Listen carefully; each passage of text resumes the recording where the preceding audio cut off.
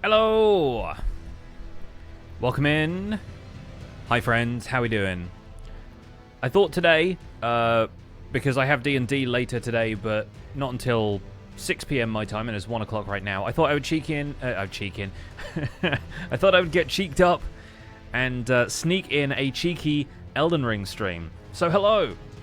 Welcome on in. I look like a mess, but it's the weekend, so why not, right? Yeah, we're gonna play some Elden Ring. I need to finish off this playthrough that we didn't quite get to finish last time around for the Banished Knight's Greatsword, and I want to get onto Banished Knight's Halberd, and obviously we'll return to Minecraft and stuff on Tuesday. But yeah, we're going to try and get through the last little chunk of the game here, and then wrap things up for this run, start the next, and it feels RPG adjacent. Bit of swords and sorcery feels Sunday. We are out of rune arcs now as of the last defeat by Hoarah Loux, so we are on to just using our sword, our flasks, and everything else that we can possibly leverage for this. So I'm going to do a quick golden vow, flame grant me strength. We get no help with this fight because we did not complete Nepheli Loux's quest, and we haven't done the Frenzied Flame path, obviously, so it's just us and Godfrey. This first run will probably take a second. Ancient Yorkshire Lass, thank you for the 4 months. Probably take me a second to remember what my battle strategy was here, other than get stomped by Godfrey. I think it's R1s, right? R1s and healing, probably.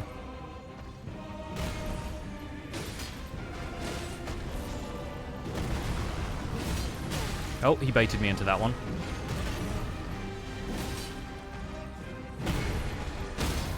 Oh, nice. Okay, we got a nice straightforward stagger. We also have the stamp skill if we want it, but he also has one of those.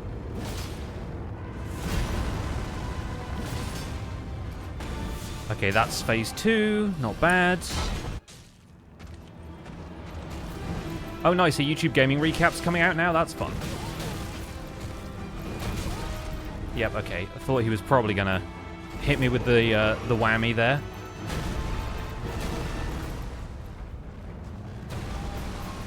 Okay, I'm going to full heal for this one because he does so much damage.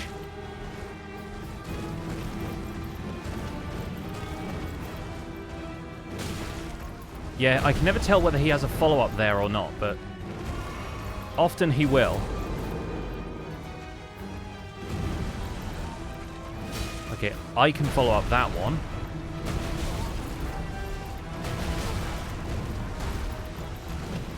Nice. Now I'm going to die because he's got so many long hits. No, there we go. Okay, cool. Bring it.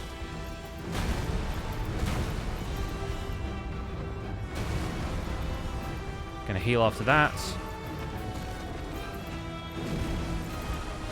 Okay, nice. We got a hit in there. Not too bad. Probably do this. Jump. Oh, no. Jump. There we go.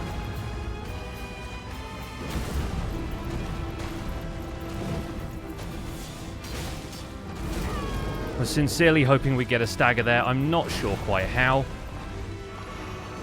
Oh, God. Oh, God. Don't kill me. I've got so much to give. And the problem now is that we're unlocked and I can't see what he's doing. Oh, thank goodness for that. Okay, I need to heal while he's doing this.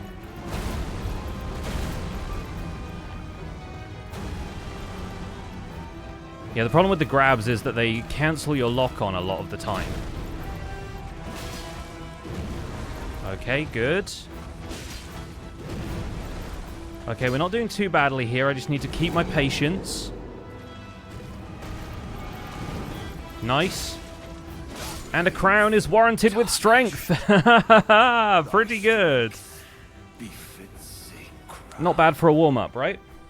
Tinker, thank you for the 79 months. Once more with feeling.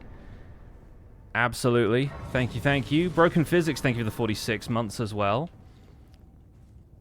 Alright, not bad. Not bad for a warm-up. We got there, we got there. Let's throw some points into Attack increases with Dex, and then probably a point into Vigor, just for the sake of having more health. Yeah, that should do it. That should do it, I think. Obviously, we can crush Hoarah Loux's Remembrance if we need to. I could also go and buy some Rune Arcs from the Round Table Hold to see if that gives us the edge against Radagon. I think Radagon shouldn't be too bad, but we'll see. Yeah, glad we got through Godfrey and Hoarah Loux, though. Mavis, thank you for the 3 years as well. Unbelievable. Thank you. Oh, we got a little hype train rolling on the Elden Ring stream. Are you kidding me? It's going to be a quiet stream, folks. I don't expect that many people to be here. There's a big MCC yesterday. Everyone's probably still supporting whatever charity events are going on around this time of the month. That's entirely fair. We are just going to be chilling here doing our thing.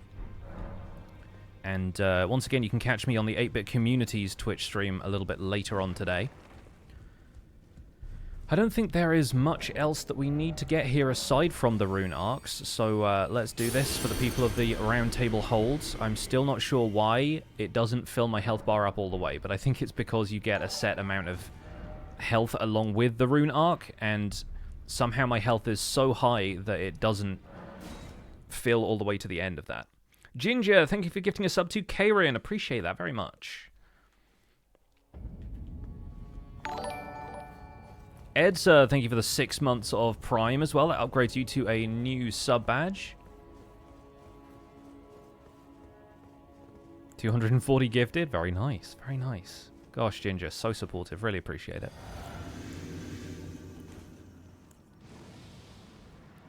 Alright, let's go in and fight Radagon, the Banished Knight, entering the Erd Tree. And Tinker gifting 3. Thank you so much. Hopefully those folks are in chat to thank you. If they're not, hopefully they'll pop in another time. Let's go see Radagon.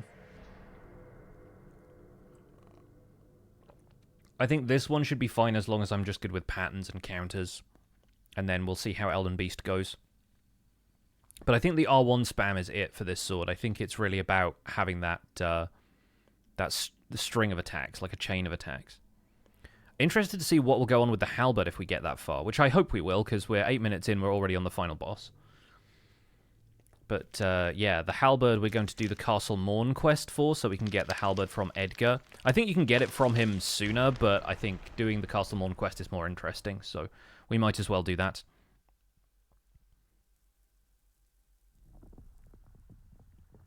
Got gift subs to Gemini Tay and Impulse yesterday, so passing it on. Nice. Good subs to get. They got some great emotes, especially Gems. Impulses are great too, obviously, but I like Gems emotes a lot.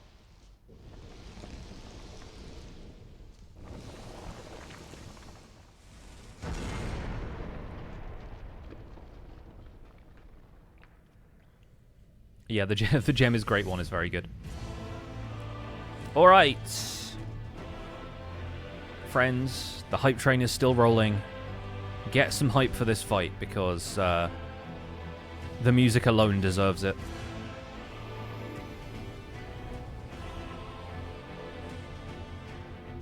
Let's go. Hey, boss.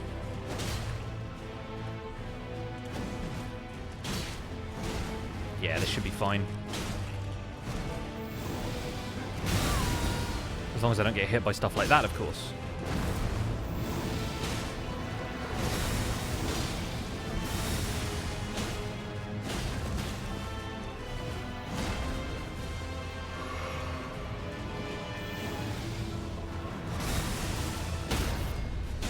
Hey, pretty good. Got the stagger. Got an extra hit in for good measure, because I didn't think we were going to get the stagger. Okay, and he just has iframes when he gets up. That's fair.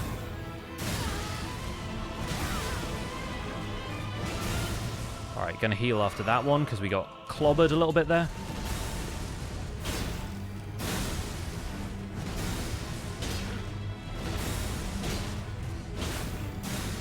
Okay, this is... Okay, it's not going to let me roll that. I need to heal. Okay, cool. Man, my running R2 didn't hit him. Still not used to the reach of this sword, apparently.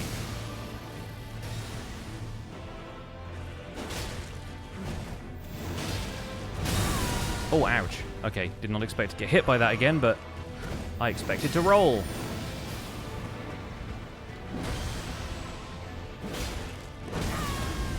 Oh, you've got stamps, have you? Well, so do I. I'm the stamp collector. Okay, that didn't do as much as I was hoping.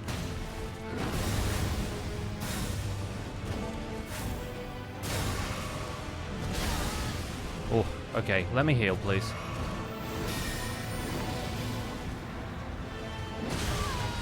Oh, okay. I rolled not quite the right time, but close enough. Dude, I'm whiffing all my attacks now, and he's getting the upper hand.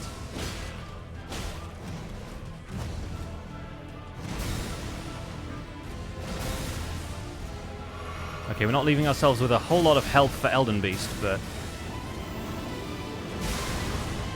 Really? A second one of these? No, you don't. Okay, yeah, not much left for Elden Beast, but we'll give it our best. I'll get Golden Vow in here, but I don't have enough for Flame Grant Me Strength, so we're just going into this with one buff, not both. I don't think we're going to last this one. I think I don't have enough health, but... Torrent will help out a little bit. And, yeah, we can just be a little bit more structured fighting Radagon next time around. Killing God with 2 flasks, surely it's possible. We've had some clutch situations here before, but yeah, I think there's a couple of Elden Beast attacks that will probably just hit me because of having to switch between running and riding, and then yeah, there's a couple that, if not guaranteed hits, are definitely a little harder to deal with. Plus, if Torrent ends up dying at any point, then I need a flask to resummon Torrent, so...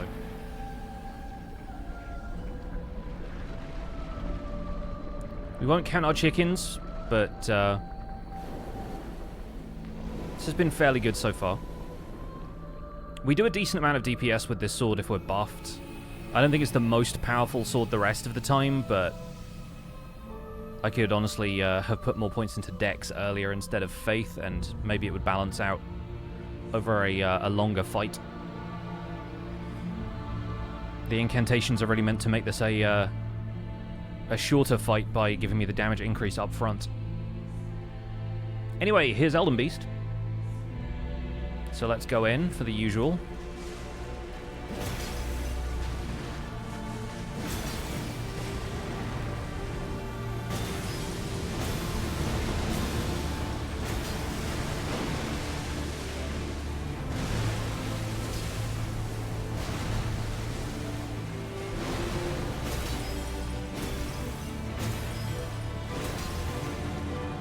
Like I said, the R1 spam really is it with this guy. Okay, cool, we're getting rings now. This looks like a more predictable Elden Beast fight. It's not going to pull out some weird patterns.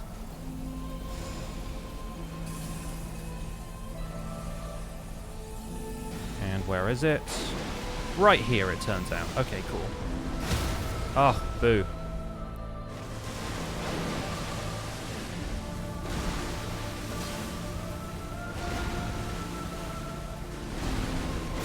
Nice. Get around the side for a couple of quick hits. Oh god, oh god, oh god. Oh, what? Okay, I didn't see where that was coming from, apparently.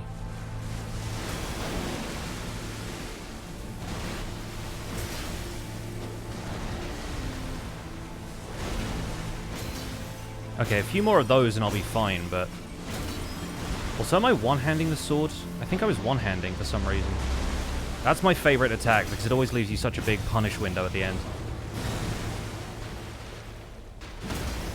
Oh, we got a stagger! Unbelievable! I never get a stagger on Elden Beast. If I'd been thinking about it, I should have just used that that window for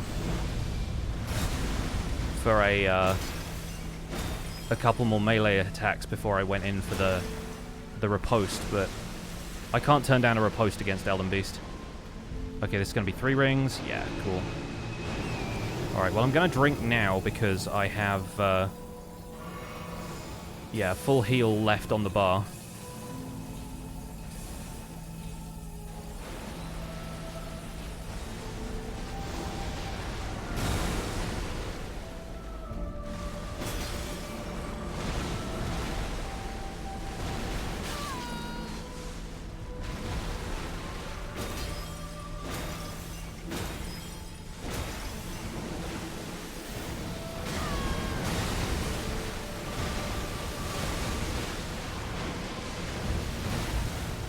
Okay. Don't have a whole lot of stamina left, so I've got to play it safe here.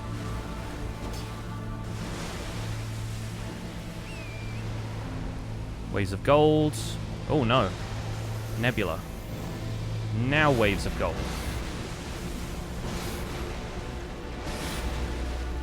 Okay, cool. Let's see what it gives us.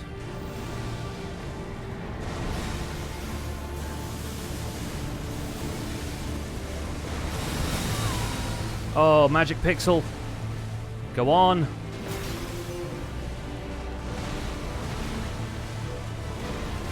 Oh, dang it. I never timed that one right. Oh, we were close. We were very, very close.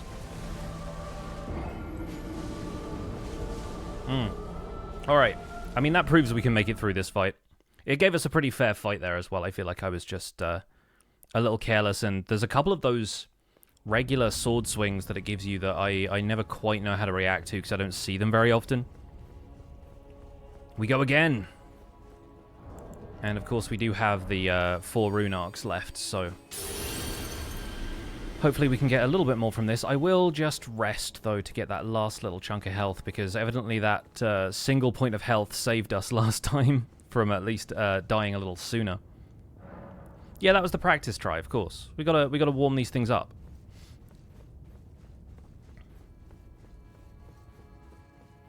Also, if I leave out the stamp upward cut for the Radagon fight, we can potentially buff twice before Elden Beast, so we get a little bit more DPS in that first flurry of attacks that we can get.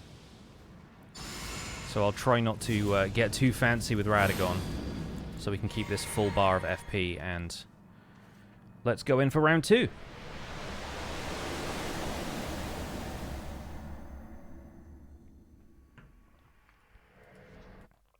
Also, Obu, thank you for the 38 months.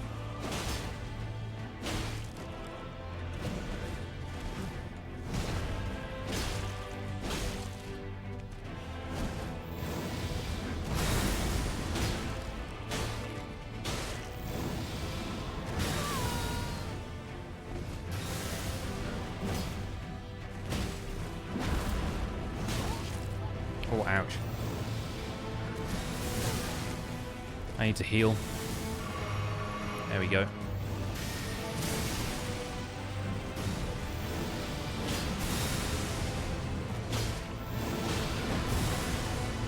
Don't know how I dodged that last one, but I did. Oh, I didn't dodge that one. That was the hero shot from the movies where both of the combatants do their big attack at the same time. We both did like a jumping swing.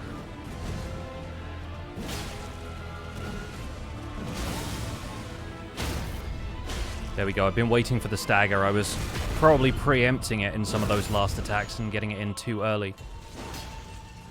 I gotta remember also that he doesn't give you any room to attack while he's getting up. Oh, come on. I thought I timed that one okay. Evidently I did not.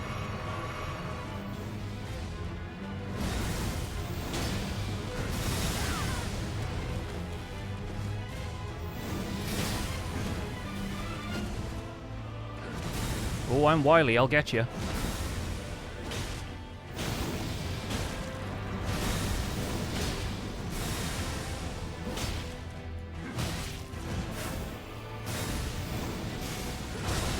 Oh, we didn't see that one last time.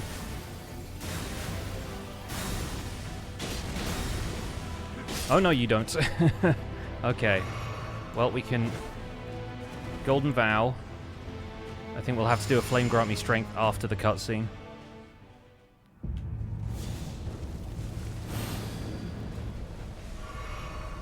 Okay, now we get around behind the beast if possible.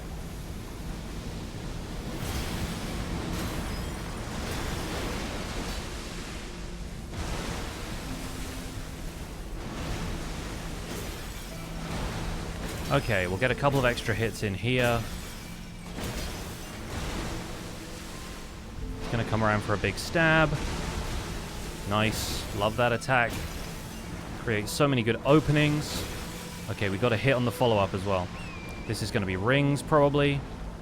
Oh, no. Apparently not. Oh yeah, it is, okay. It just wanted a different position, that's fair.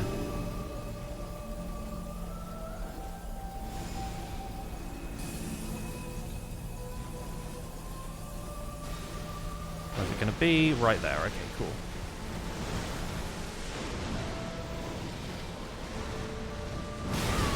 Oh. Didn't quite have the timing on that one.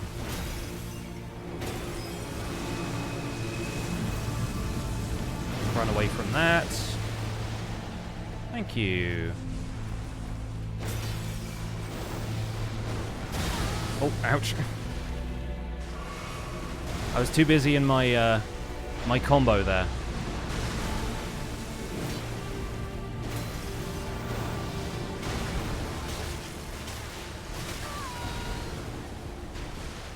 Yeah, that time I don't know what happened. Okay, getting on torrent for this one so we can avoid all of this, if possible. Getting down for the big swing.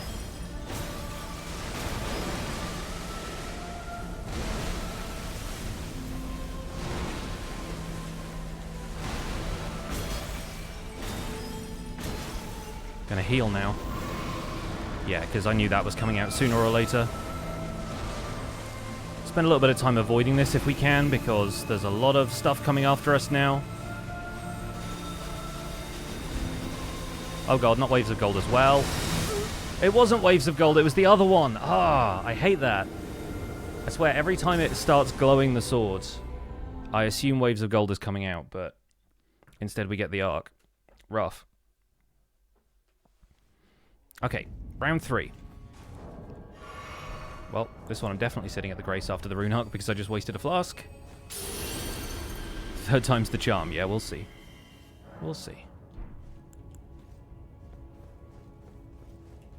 I think it's working out well for us, though. I think we're doing reasonably well against Radagon.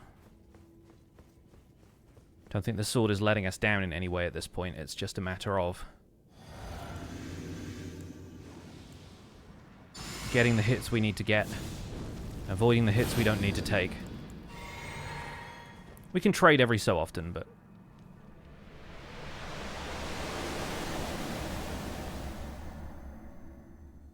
in we go.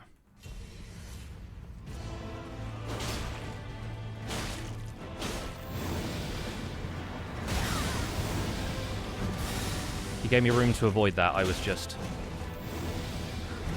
off my timing again.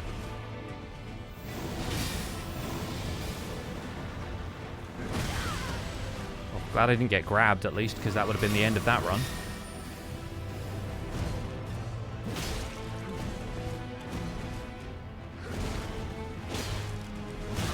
Oh, I mistimed that roll, too. Just gonna drink after that one.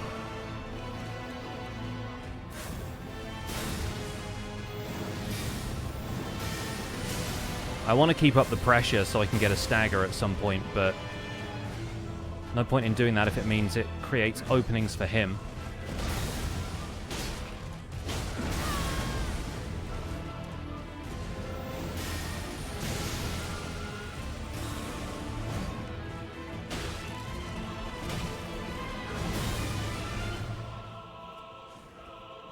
Drinking after that.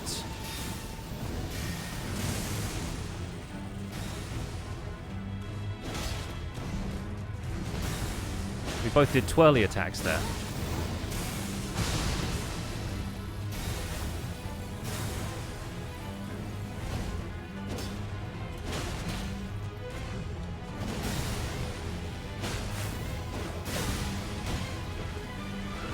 What the heck was going on with my R1 there? It felt like I took ages to swing on like the regular combo.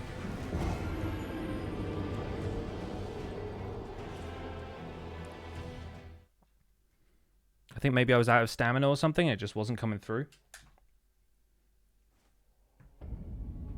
Just didn't feel right that time.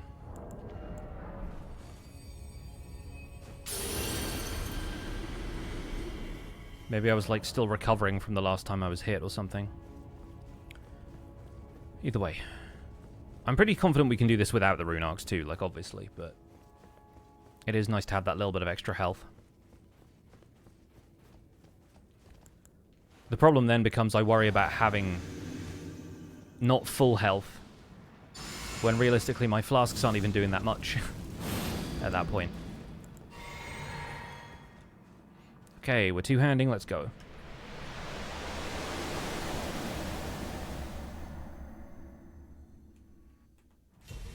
Okay, we can get in a heavy, and then 2 R1s.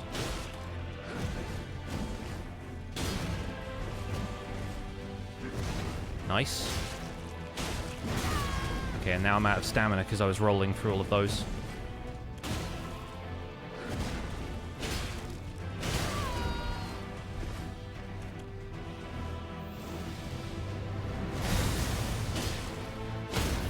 Nice. I'll take that, and then I'll heal whilst he's getting up.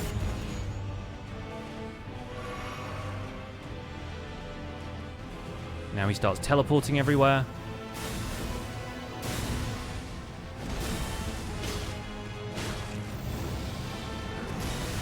This one's the easiest to avoid, but you've just got to make sure you're not right on the edge of it when you hit him for that follow-up.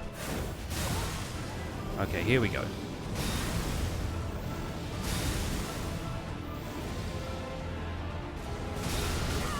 Oh, come on. I swear the timing on that last one is so specific, you can get caught early and late. It really annoys me sometimes. Oh, really? Okay, at least the grab didn't hit me. That last one was disrespectful.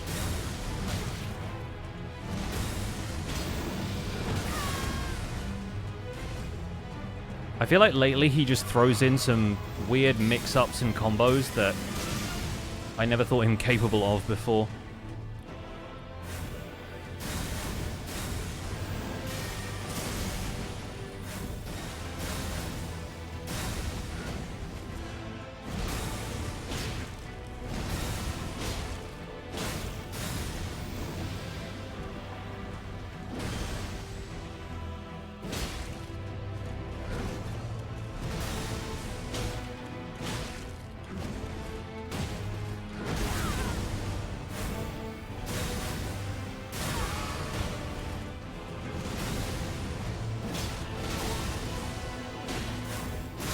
Dang it, okay.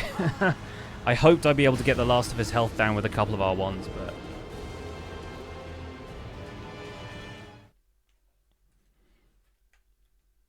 one more go. Maybe we'll go in and use the rune arc once we hit Elden Beast. Maybe we'll do it that way.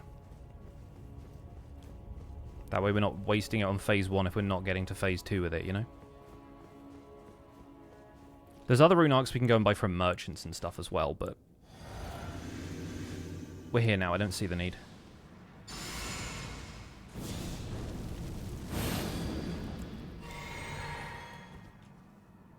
I don't want to be watching my health bar more than I'm watching him, you know?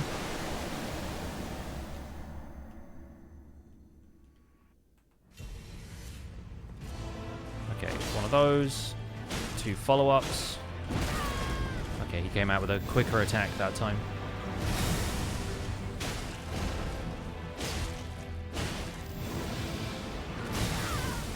Oh, ow.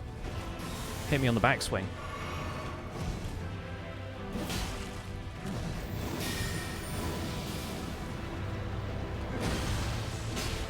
Okay, got a couple of good follow-ups there. Honestly, I don't think the critical attack on this thing is good enough for me to get more damage out of a riposte than it is just a couple of swings anyway.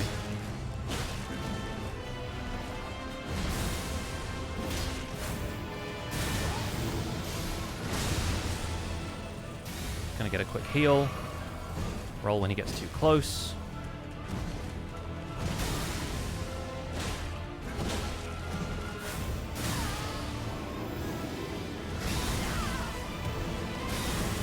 Okay, I'm used to rolling right for this one and not left, so that kind of threw me at the end there. But that whole thing hit me, which is kind of disgusting. And he's doing it again! What? Come on, dude. Okay, and that time I thought I rolled it well. So, I don't know what's going on with that attack today.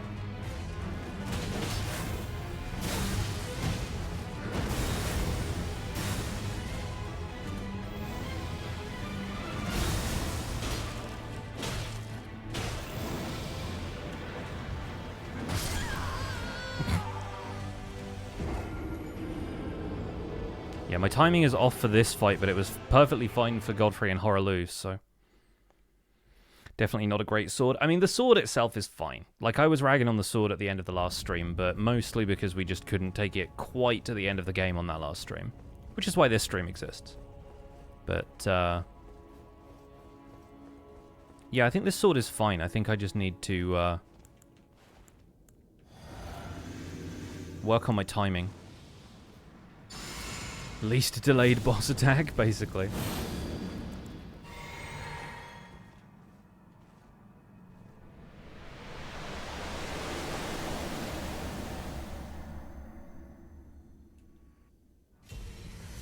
Yeah, he's hitting us with the remix in ways that I'm not quite happy with.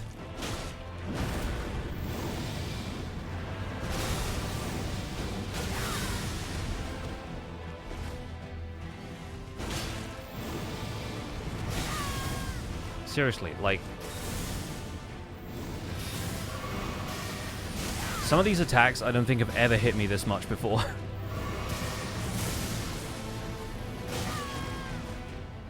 Like, I'm dodging the base, like... I'm getting hit by the basic stuff I should be dodging.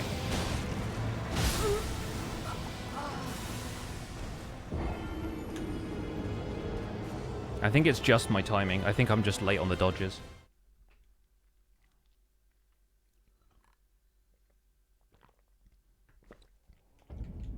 I need to calm down and recenter.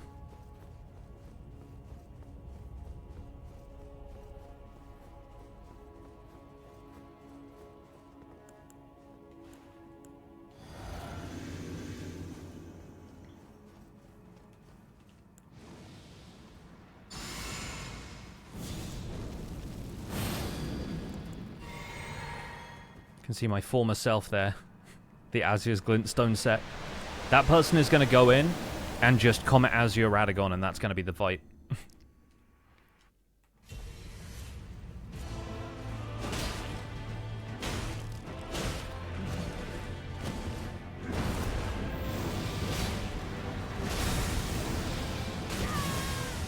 Okay, got me on the backswing that time, but at least we had a good opening combo.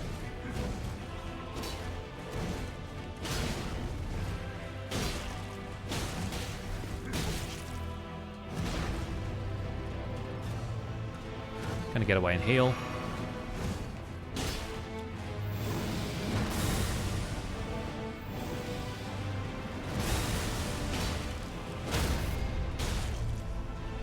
We'll take the riposte this time. I had a elite amount of damage, and it does do a decent amount.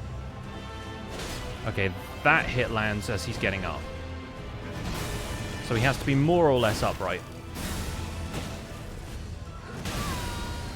Okay, that one, I feel like I was good, and then I wasn't.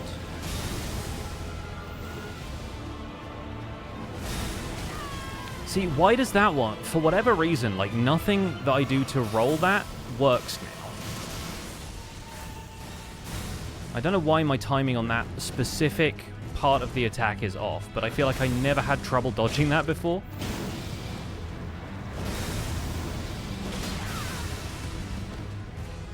Okay, now he's going to teleport and kill me, probably. I guess not.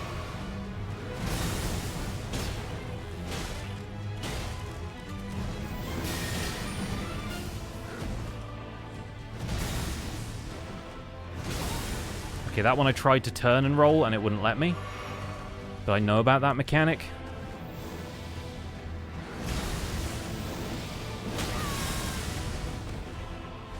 At least I got my heavy attack in there when he was turning to do that.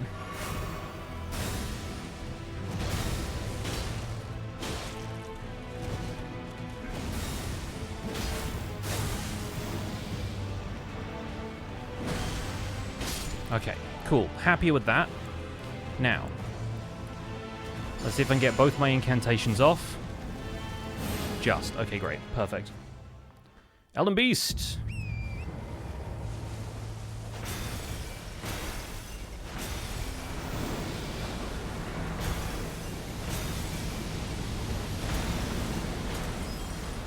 I'm staying on Torrent for this one.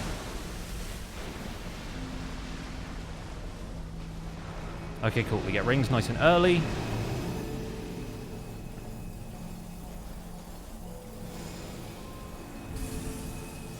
Once I get outside of here, I'm going to use this rune arc.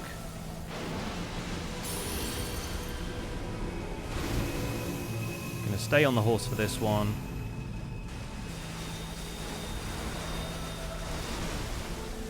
Okay, cool. We dodged that. Nothing weird is coming out right now.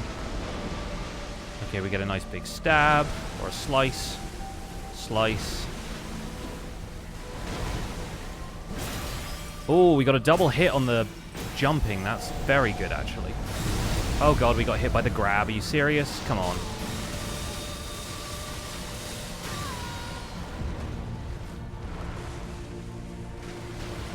Get real.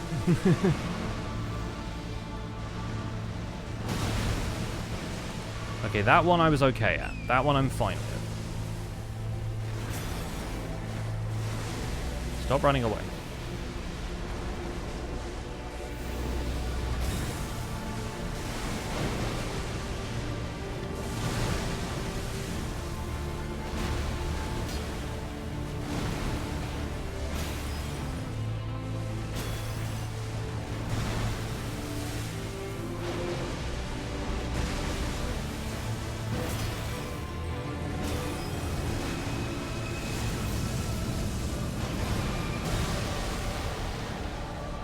Where are you and what are you doing? Okay, we're right at the edge of the arena here, so I need to create some space.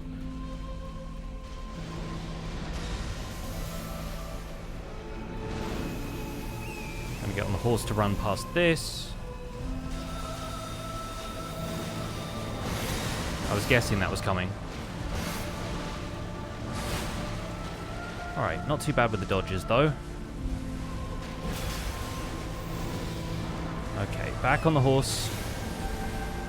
And this time we heal once I take damage, which shouldn't be too bad if it's doing holy fire over here.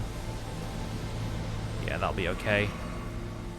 I think we're safe from the rest of it, and this I can avoid.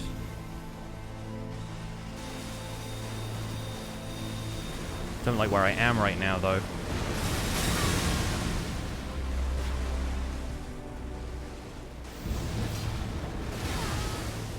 Okay, now I'm just taking silly damage.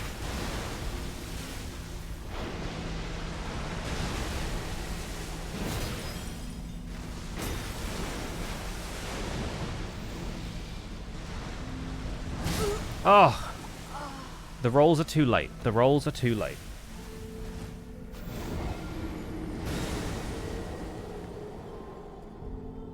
I'm leaving everything half a second longer than I need to before I roll. But that's fine. Like I said, we can do this without rune arcs. The rune arcs are a crutch. They are a crutch we do not need. We made it through Radagon without one. We can make it through Elden Beast without one too.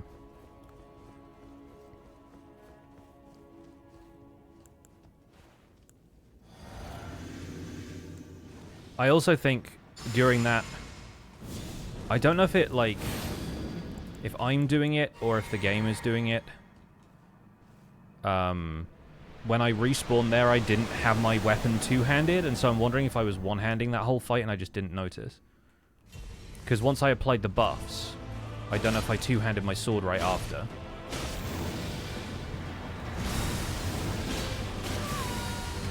Okay, I can't get another swing in there if I don't have confidence that he's not going to follow up.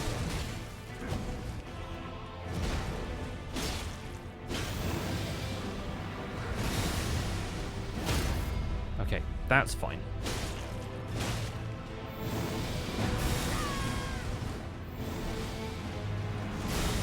This I need to heal from. Mistimed the roll on that. Gotta do it when he throws, not when he's charging it.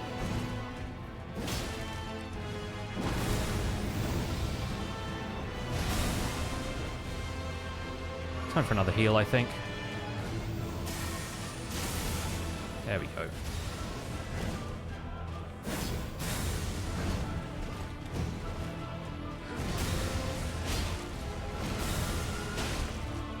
Okay, that's okay.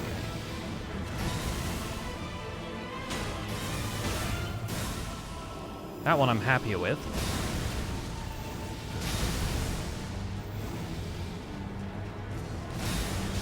See, how can I not dodge that now?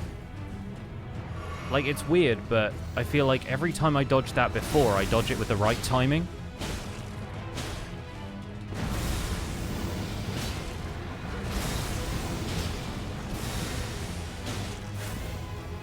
That was a good string.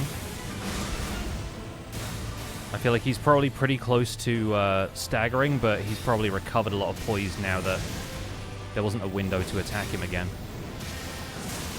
We're getting all of the lightning combos now. Oh. You know, I was getting hit with all of that.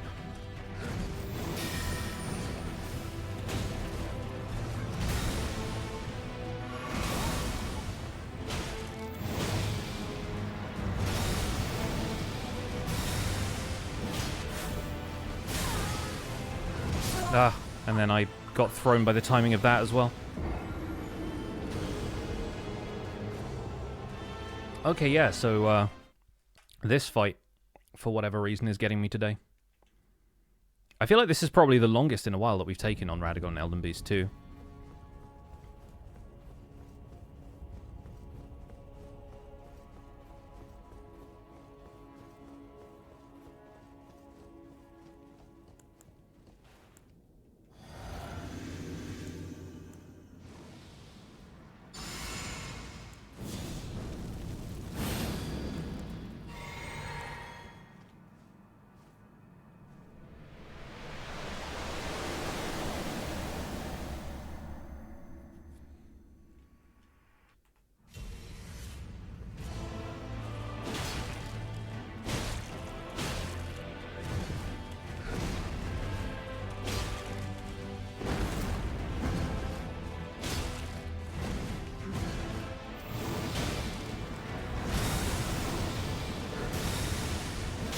Okay, that time we played it right.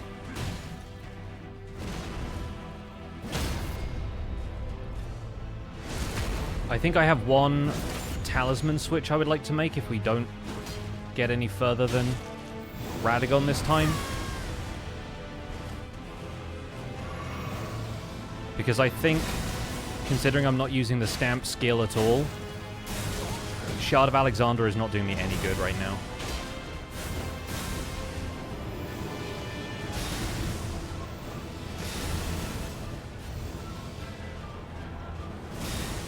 Okay, that time we dodged it. That felt better.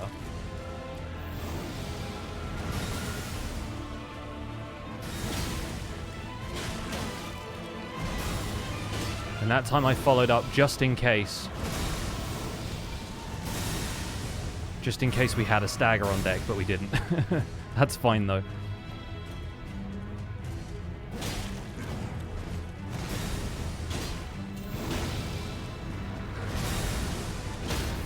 Nice.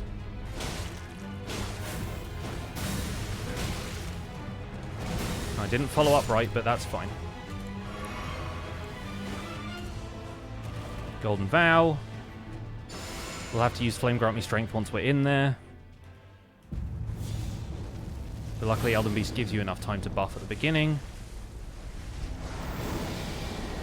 And now I can't freaking see.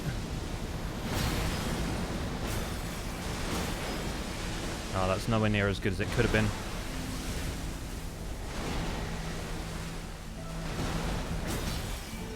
Okay, and now we're back into normal camera territory. Come on, Torrent. Take us in. Alright.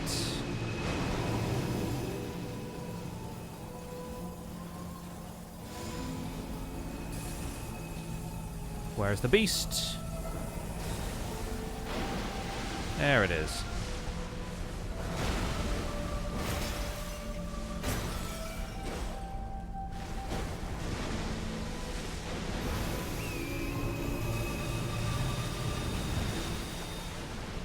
think Torrent took a couple of hits there. Got to think about flask consumption here. Also got to get my flasks on deck when I need to heal.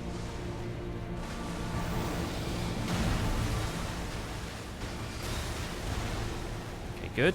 Managed to avoid that. The jumping R1 probably didn't do us any favors there, but...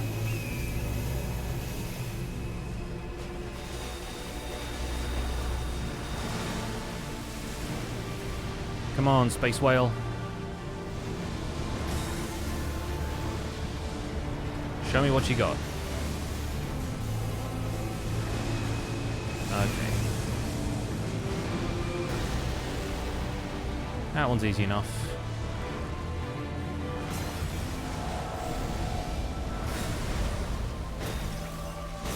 Grabs give you plenty of punish window, thankfully. This one I'm going to get on the horse for.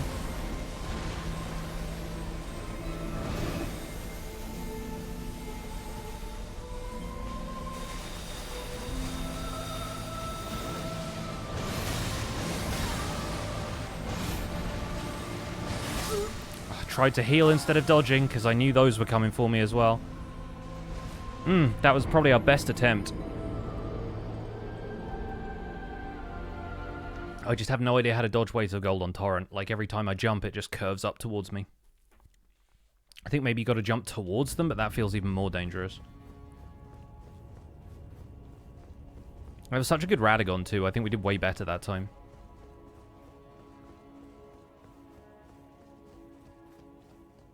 Dismounting gives iframes. Yeah, I mean, I can probably do that. The problem was it would also slow me down, and then the rest of the...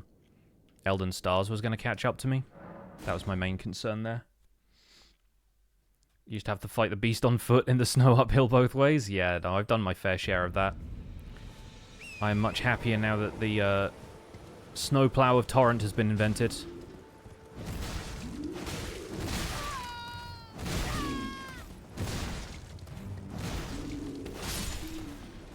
Alright, you calm down. If you tried just asking the boss out to tea, maybe they lack socializing.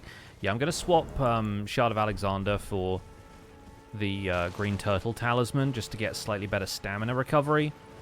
Because I think there's some occasions where I'm just rolling through all of these combos or lacking stamina when Radagon wants to take a swing at me. Or when it leaves me an opening and I just don't have the stamina to respond with anything serious. We'll take out the Tibia Mariner since it's here. It's going to give me, like, no runes, so there's no real point, but mostly I just want to not be bothered while I go and get the talisman, so...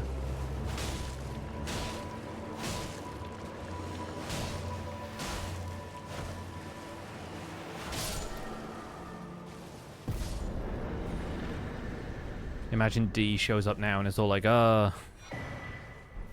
you have a talent for weeding deathroot. I'm like, it's a little bit late for that. The beast clergyman is dead. Oh yeah, gotta sacrifice a stone sword key for this one.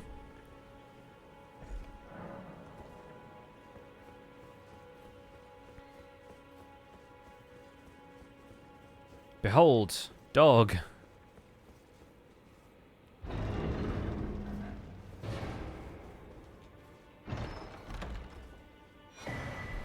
Yeah, I figure if we're not going to use the skills, then we might as well do that. Honestly, Carrion Filigreed Crest probably isn't doing much for us either. So maybe we'll do... I mean, we're not doing any of the rest of this either, are we? Like, the potency of incantations does not matter. Radagon's Source Seal is definitely a no with how hard they hit at the end of this game. So I think we'll probably just leave it there. Pretty certain he's still in the church place. Oh yeah, I don't think it actually affects him to be killed in Farum Azula, does it? Because, I mean, I don't think I met him on this playthrough, so he's not going to show up anyway, but... How good is the Banished Greatsword in combat? It's average. It's not the best sword in the world. It's certainly not the worst.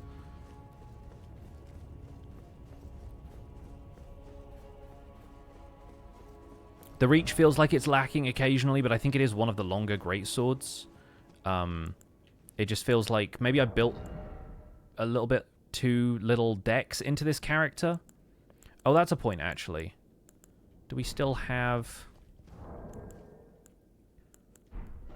I wonder if Millicent is still there. We can quickly do Commander Niall, give the gold needle to Gowry, and then get Millicent's prosthesis wearer heirloom. Not the Millicent's prosthesis, talisman, you understand. Although maybe that wouldn't be such a bad idea. We'll take a quick diversion here to get that then. Because that's a dex bonus. That's the prosthesis wearer heirloom plus an attack bonus for dealing multiple attacks in succession. And this R1 combo we have is not the fastest set of attacks, but it's also not the slowest.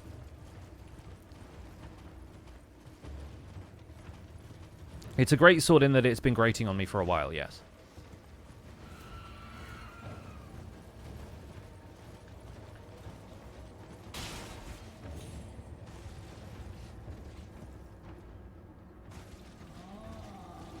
I basically have no closer graces than this to the actual town of Celia, unless maybe Celia Crystal Tunnel. But, yeah, we need to go and see Gowry, fight O'Neill, give the gold needle to Millicent, and then we get prosthesis wearer heirloom, and we'll see if that helps a little. But then we can go fight Godskin Apostle.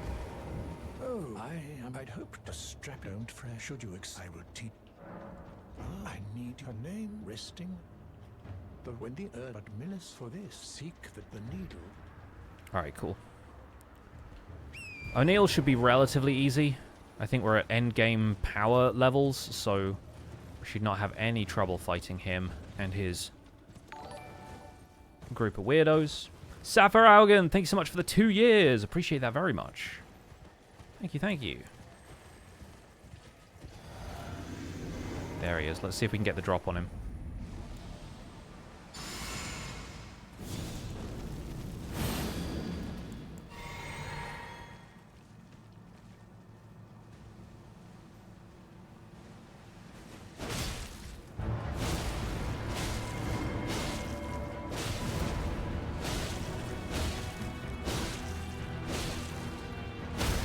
Yes. Okay, great.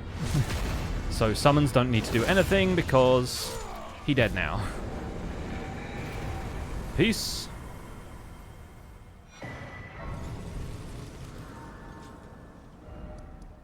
And then we take that back to Gowry. We log out and back in, and then he gives us the thing to take to Millicent.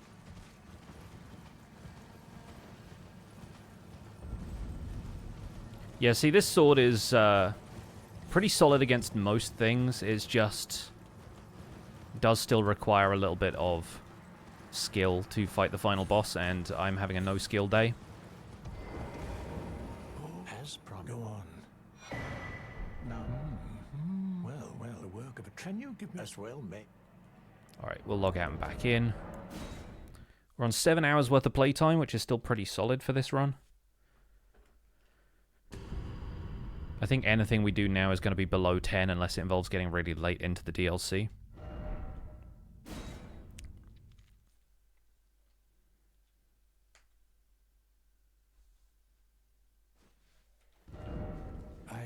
Why is it always dastard? Was that what it said? Intended to a wretched.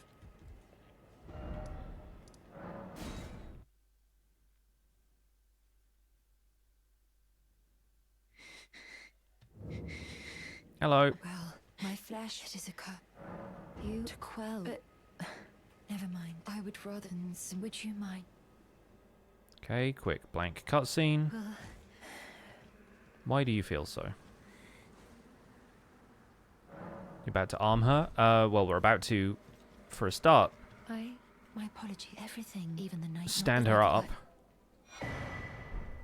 And, yeah, that will do better than Carrion Filigree Crest, considering we are not using skills in this fight. That raises Dex by 5, which means we get an additional +5 levels to help our sword improve slightly. So my hope is that will do something towards this fight. The other question is, where can we buy rune arcs from? Does the merchant up here have them? I'm fairly certain some of the merchants do. I just forget which ones. Because we bought the ones from the Round Table Hold now. I'm just trying to think where I have graces. There's a merchant there that I never spoke to, because I don't have the grace there. Let's go and see if the one in the Hermit's Shack here has any. If not, no worries. We can just come back to the boss arena and give it a try, because we got Curse of the Rune Arc otherwise. There's probably a ton I haven't picked up from the environment either. I feel like I only ever get like 3 or 4 just traveling the critical path now. But more health would be better than less, I feel like. At least to begin the fight with.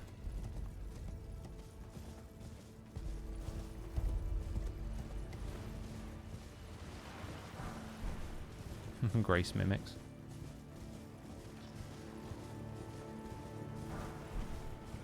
More smithing stones.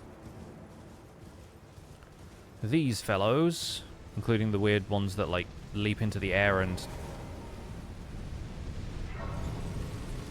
spam the ground with ghost flame. Excuse you? Yeah, I thought so. Amateurs.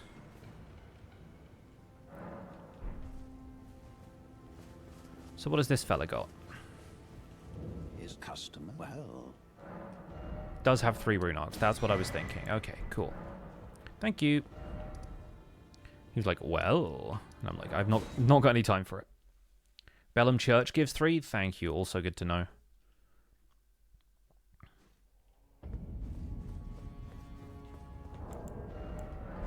We'll use one at the start here. Because then I can sit at the grace and heal that tiny blip of health. It's genuinely like, yeah, 15 health at the end there. Does not want to fill up.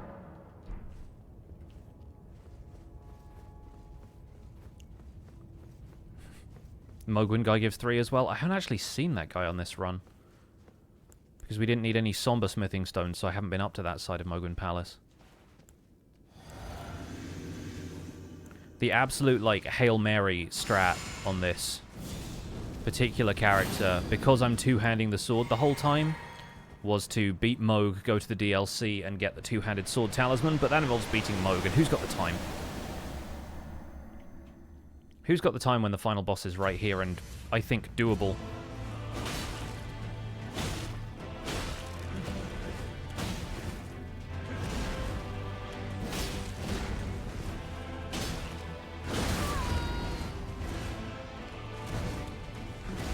Trading a little bit here, but that's not too bad.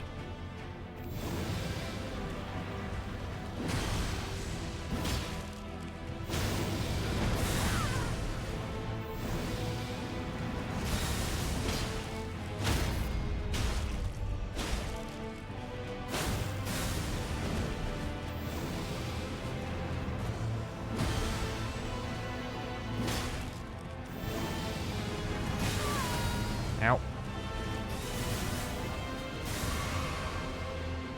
Whenever you're ready.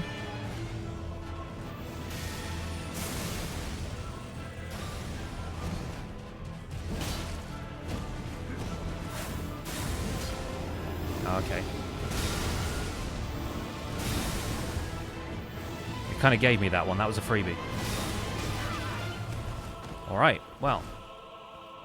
That one was not a freebie.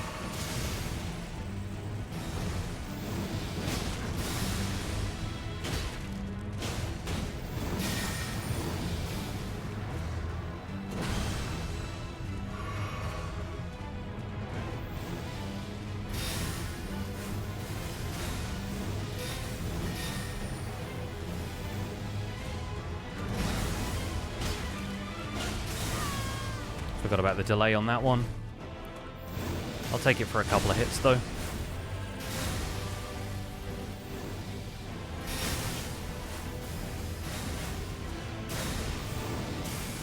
Really got me with a shotgun spread on that last one, huh?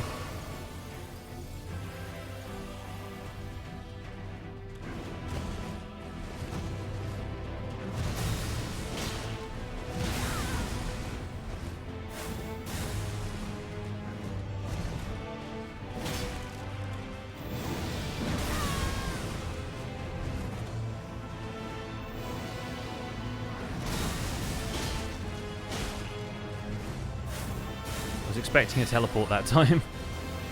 Okay, this should be it.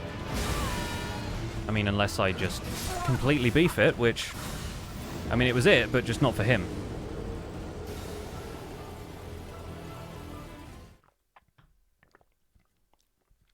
Two more rune arcs left before we're back to the usual.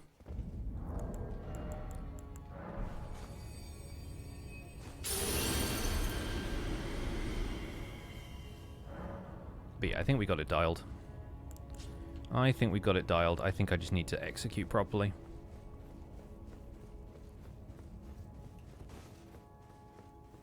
This is the end dies. Proper Euro behavior, that one.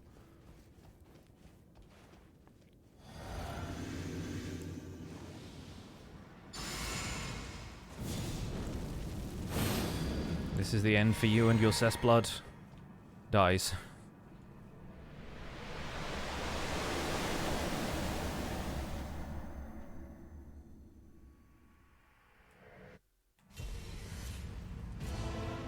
We come out swinging, as usual. And I gotta read these attacks better, because that was very avoidable. I feel like we're fighting over my old runes.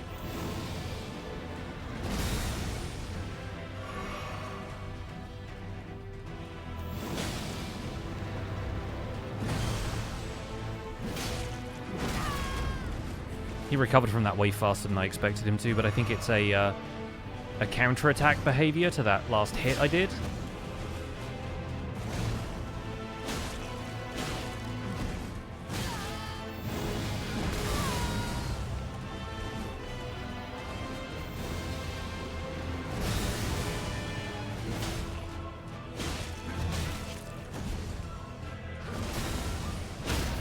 Nice.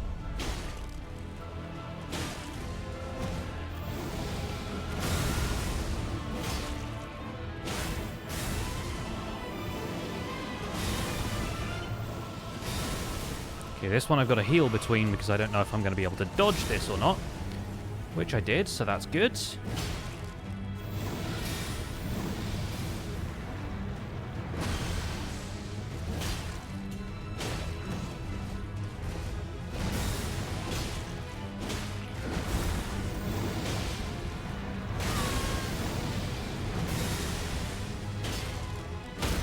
Okay, good. I was hoping there was going to be another stagger in there somewhere.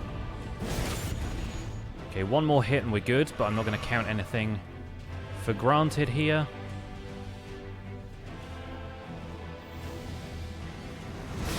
Count anything for granted. That's how that phrase goes, right?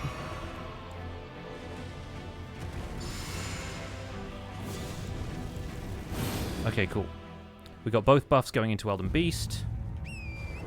I've two-handed again. We're on the horse anyway, so it doesn't matter that much.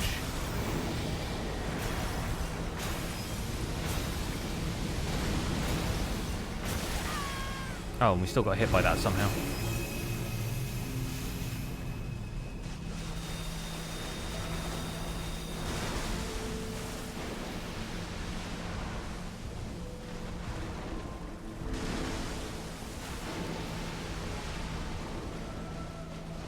Okay, it gives us rings phase 1.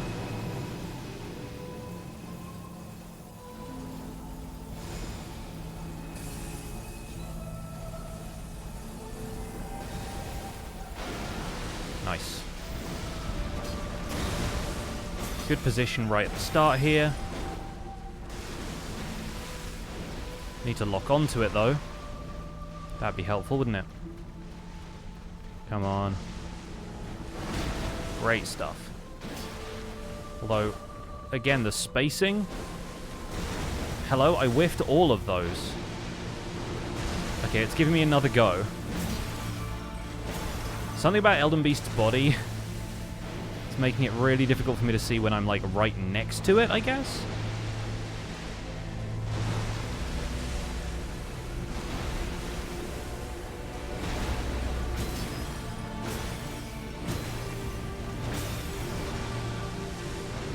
This one's nice and easy. Just get on Torrent and run.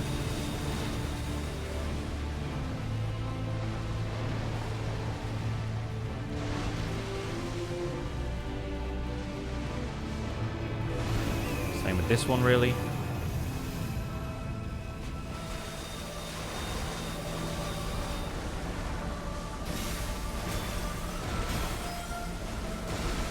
Now I'm going to run away from this part.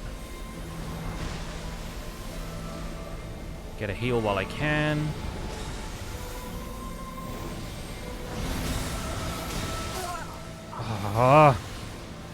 Anytime that attack comes out when I'm on the horse, I just can't take it. I just can't deal with it.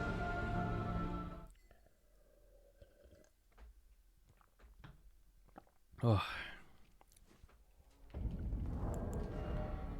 One more.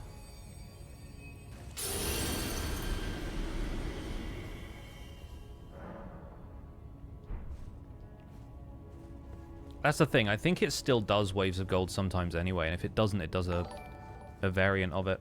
Voided Mirror, thank you for the 29. Welcome back. A fine day to become Elden Lord. I mean, I'm trying. We should be okay here. It's just getting the right patterns and having the right responses. That's all it is. There are definitely some weapons that really help you in this last little fight. And let's be real, whenever we've had more basic weapons like this on previous runs, I've had summons. Like, I've had, like, Mimic Tier and stuff for some of the ones where I was struggling with this fight. But these days I've been avoiding using summons too much, so...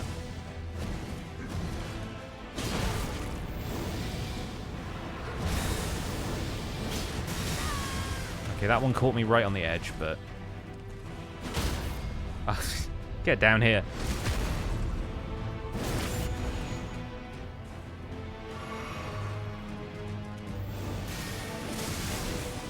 Yeah, he's not going to be happy after that, is he? We've disrespected him is what we've done.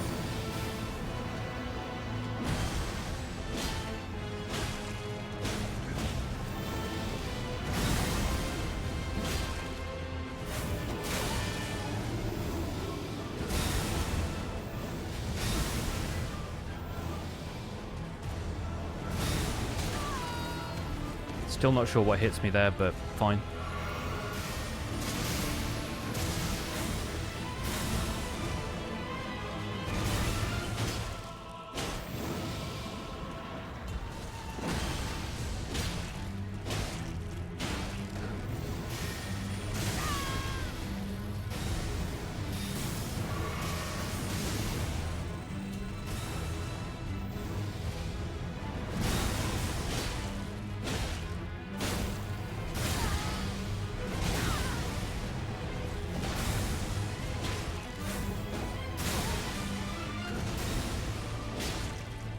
Okay, good. I was a little bit worried that was going to go badly for me at the end there, but we did okay. We'll get Golden Vow done now. I think I'm going to skip Flame Grant Me Strength, just so we can get more damage in right at the beginning. I think I still have it active, actually. I've still got a little red buff on me.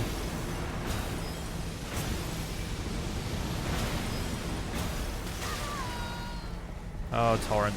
I'm sorry.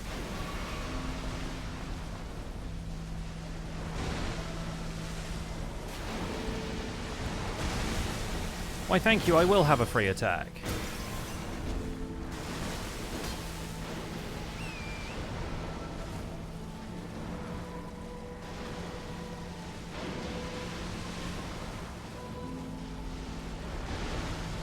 Where are you going?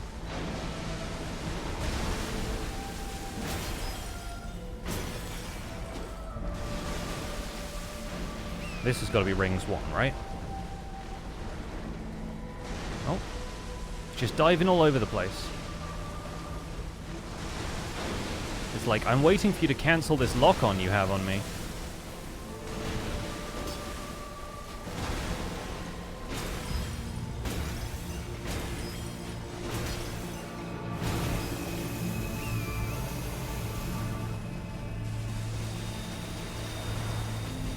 Just waiting for an opportunity to do waves of gold again and kill me.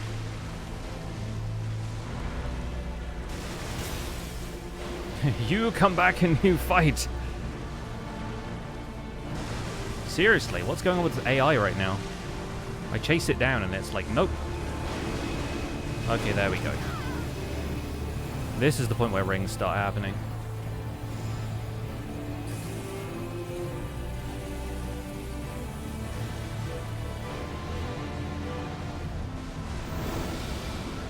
Okay, okay, I'll take it.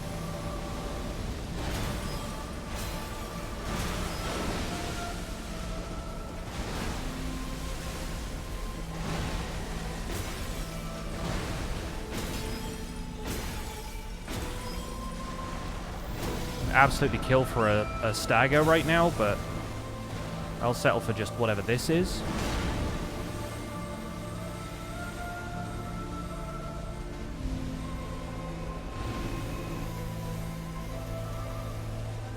Okay, I think from here we're probably good. Yep. Yep, yep, yep. Go, go, go.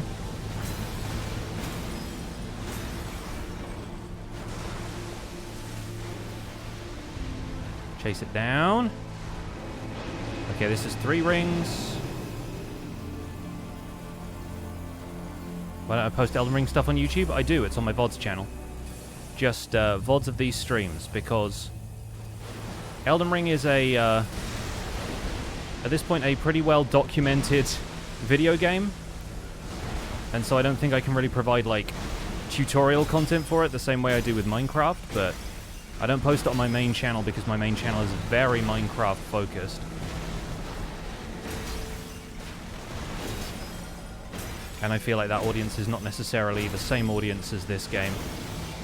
I just like playing this game enough that I'll do it on stream. Okay, now I have to heal from that, otherwise it will kill me. Realize I've been one-handing this whole time. Two-hand the sword and win the fight.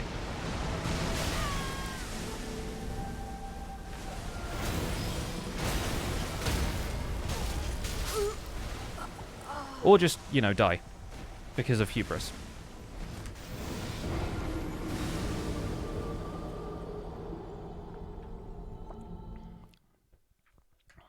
Close enough, though. We'll get there. Curse of the Rune Arcs. We don't need them.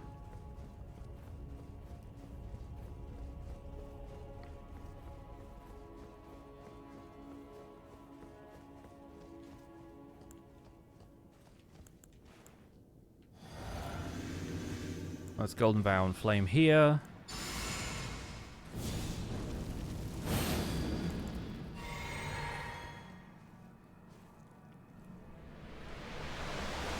Alright. Once more with feeling friends.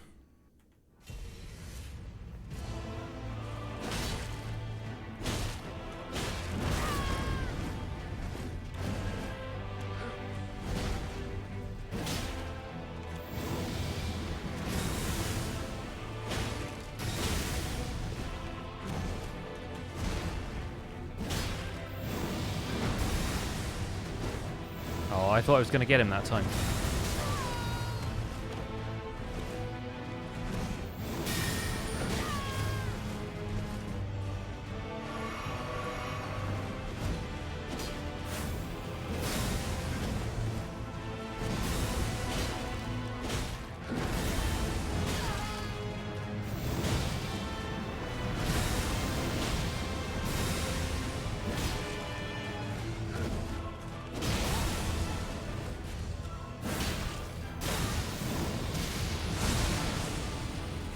I'm pressing for a stagger, and I shouldn't be. I'll get one anyway, but...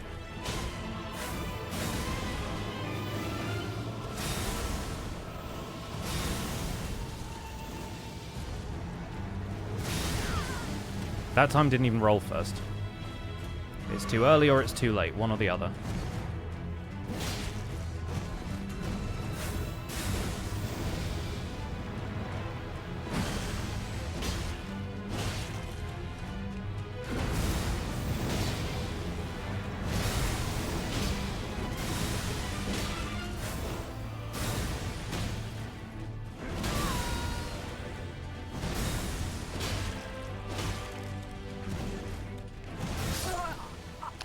Okay. One more time.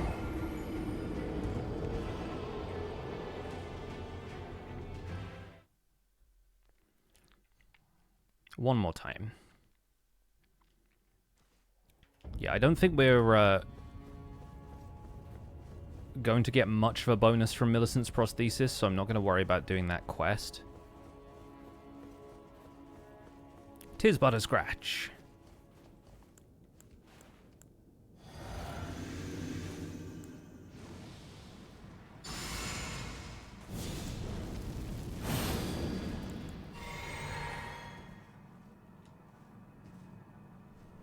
Yeah, I think if we had a summon for this fight, it'd feel too easy. This feels like a balanced challenge now.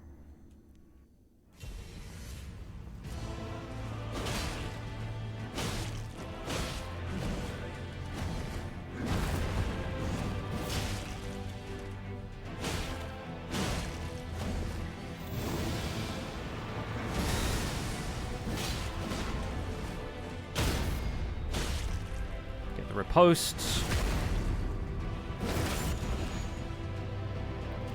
Getting up about here, we get to do an attack, and then...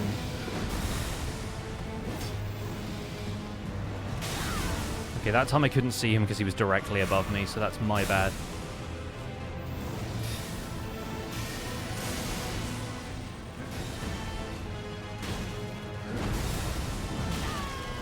Okay, and that time he hit me in the air.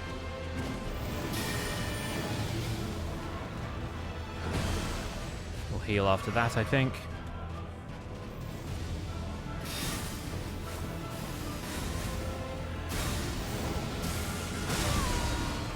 Okay, first time I've been hit by that one.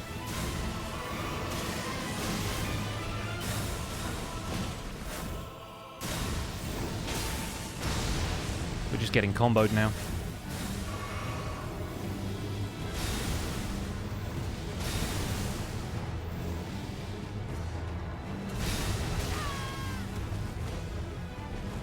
Still absolutely wild that that hits me.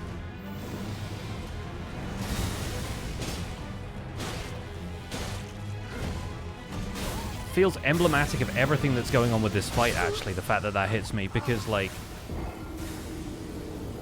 I think any other time I've fought him on stream, I don't get hit by that as frequently as I do with this fight. Something is just off about this.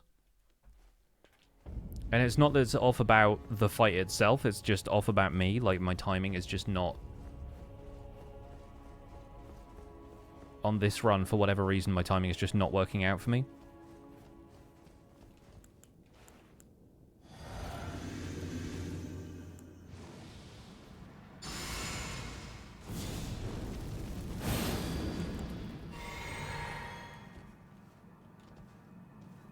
Fighting PCR after the latest update just could never get the timing right, which is funny because you feel like you should have more time to react to stuff, but especially if you've learned the fight beforehand. It's not like he's been updated, though. Again, it's nothing to do with him. It's all to do with my reflexes on this here day.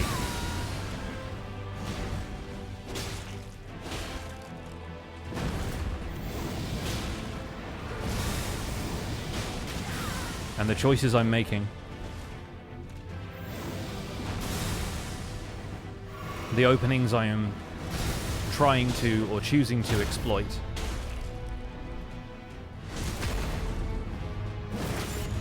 And I suppose what this sword lets me do, but the timing is not a part of the sword, inherently. And it's not like I have a medium roll, and so that should be super different from a light roll, because the iframes are the same, so...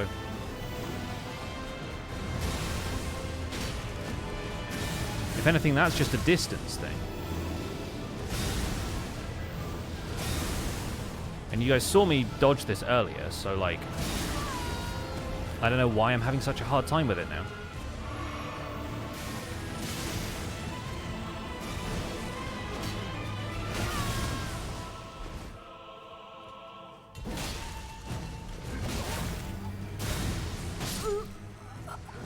Just knocking my head off every time, dude.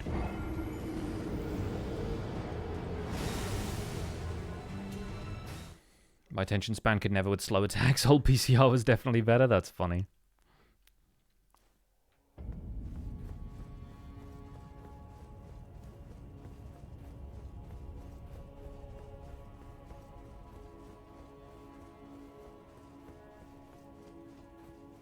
In Elden Ring, it's either the first try or the 20th. There's no in between.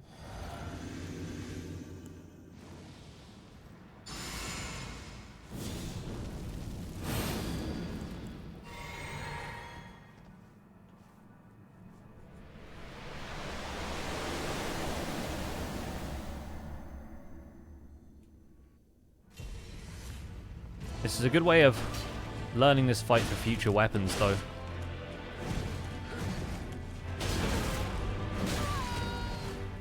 Learning from my mistakes. Or at least trying to. Like the first R2 in this fight whiffed quite badly.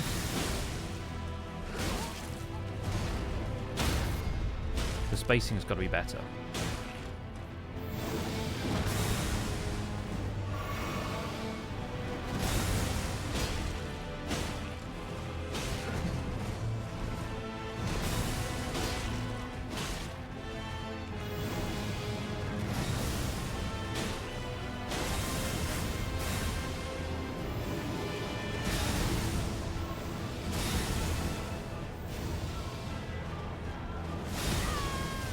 Didn't roll it again.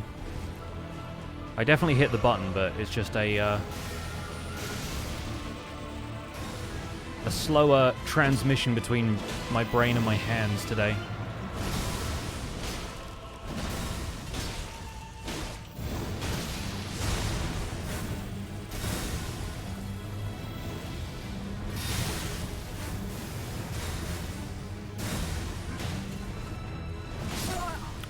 I did alright up until that point, but the teleports keep throwing me. Yeah, Sunday effect, that's what it is. I'm too relaxed, if anything. A cup of tea and a biscuit would help? Maybe it will.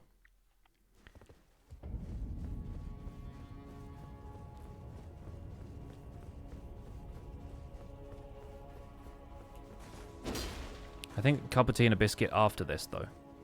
I'm using the cup of tea as motivation. You'll get a cup of tea once you finish this fight. No, that feels unnecessarily punitive.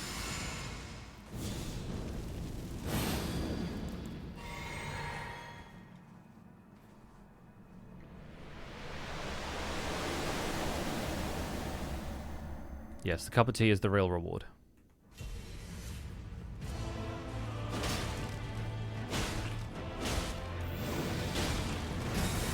He let me have a couple of freebies there.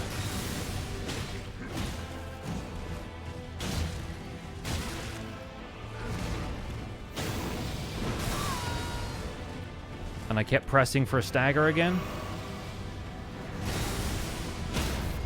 So I'll get one here instead.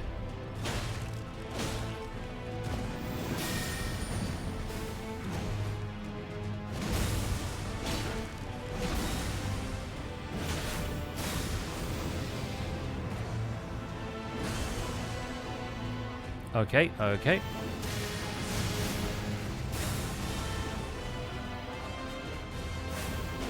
I knew he was going to teleport there.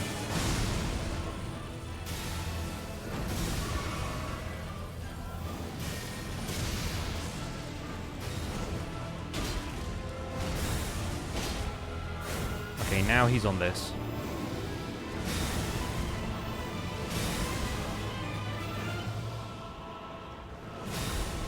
Okay, that time we managed to roll it, okay.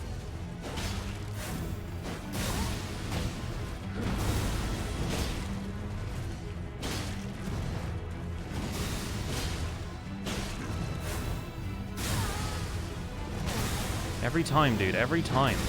That one messes me up because I'm panic rolling from the first hit and he times the second to hit you if you roll backwards.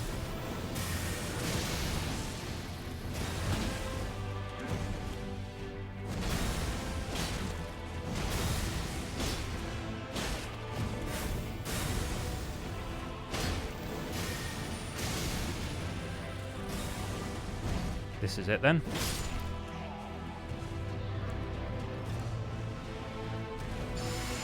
We'll re-up Flame Grow Up Me Strength because I have time. We'll get into Elden Beast in two-hand. Not going to stay on Torrent this time. though I probably should because the fire is going to reach me otherwise. I think I got slightly more damage out of Torrent the couple of times I did that, but... Okay, we got a hit there. Not too bad. It's doing this again.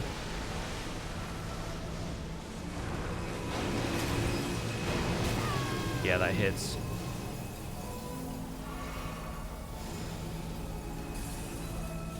Okay. Where's the beast now? Dead ahead, nice. Okay, we got another one of these. Okay.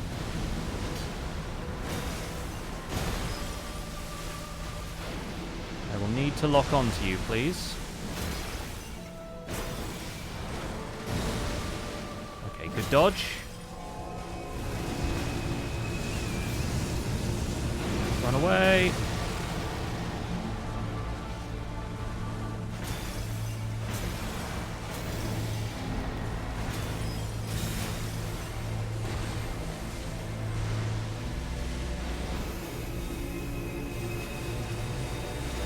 Oh god, why did I get off the horse halfway through that? Oh god. Psych, it's because I knew Waves of Gold was coming. Okay, great. That's better.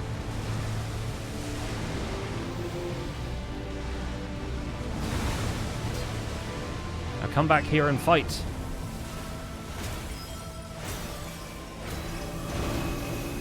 Okay, I'm stuck in the beast right now. There we go.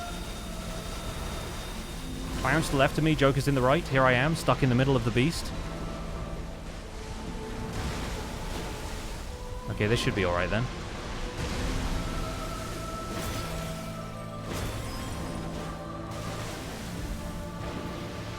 Where are you at? What are you doing? I think it's getting room for 3 rings. Yeah. Okay, just don't get hit by anything stupid and we'll be fine.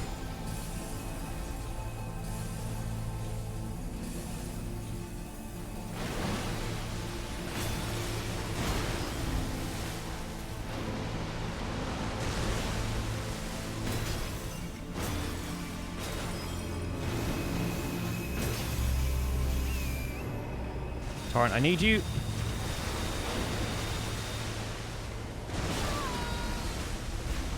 That didn't count as something stupid to get hit by, so that's fine. Ladies and gentlemen, we've beaten the game. Finally. Good lord. Ah, good.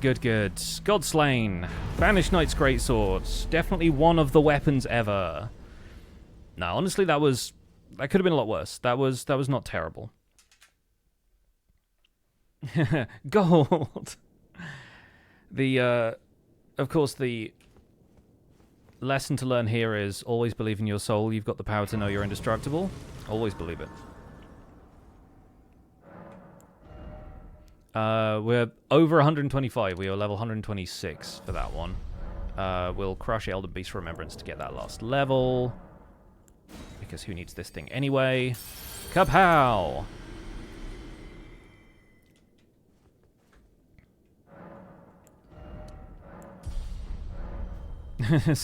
Some people clearly still fighting Radagon. Let's mend the Elden Ring. And finally start Banished Knight's Halberd. The Edgar the Revenger playthrough.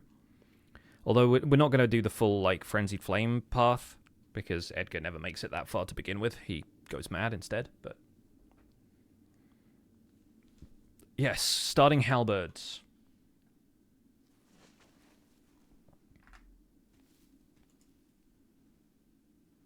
We're going to do a couple of these quickly, just to get the screenshots. I barely need to change anything about the title for this one.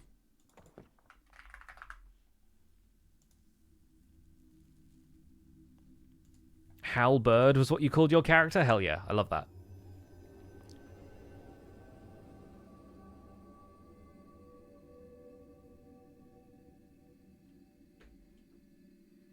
Might go make another cup of tea while the opening cinematic plays.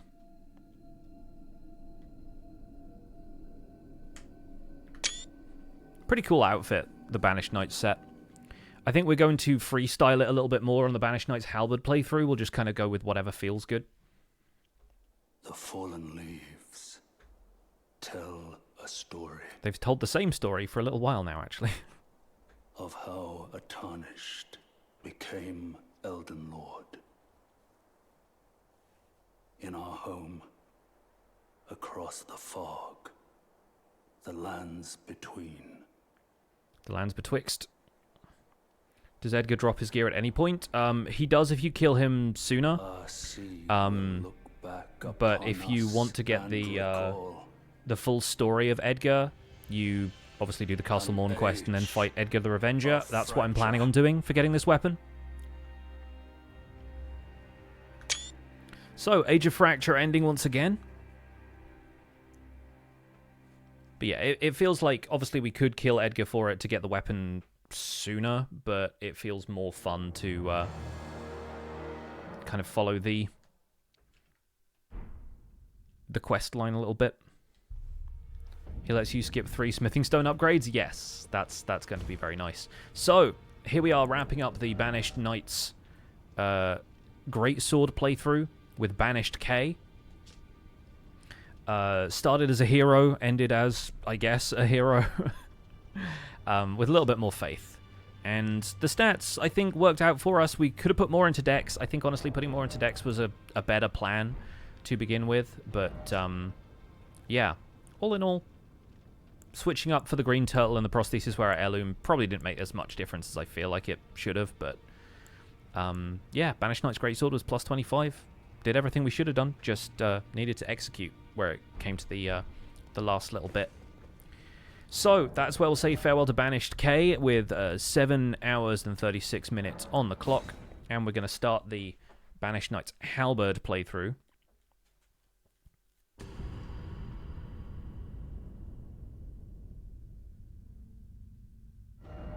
I do like the idea of calling a character Halberd. Let's go with that. We're going to start Vagabond this time.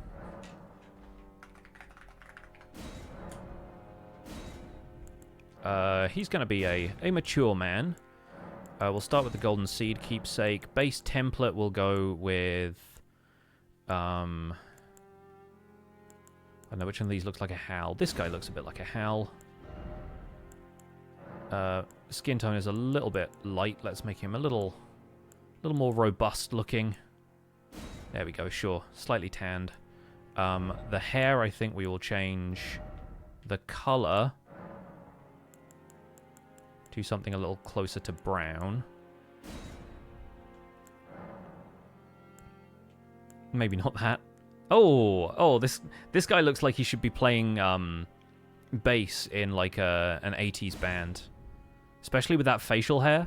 I kind of like that, actually. I think we'll go with that. Yeah. Eyes look fine. If he has a tattoo, we can't see it.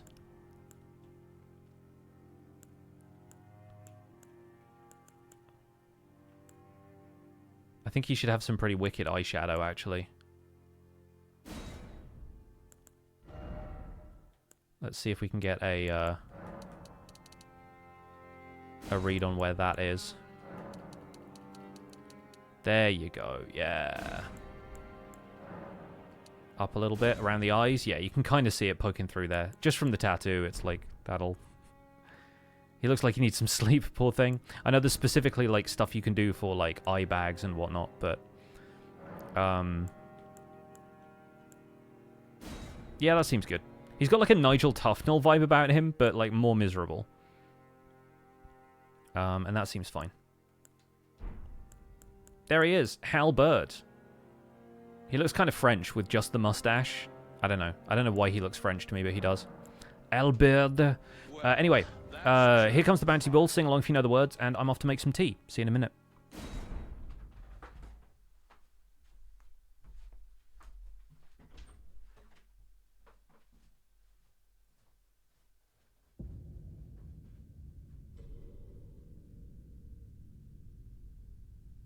The fallen leaves tell a story.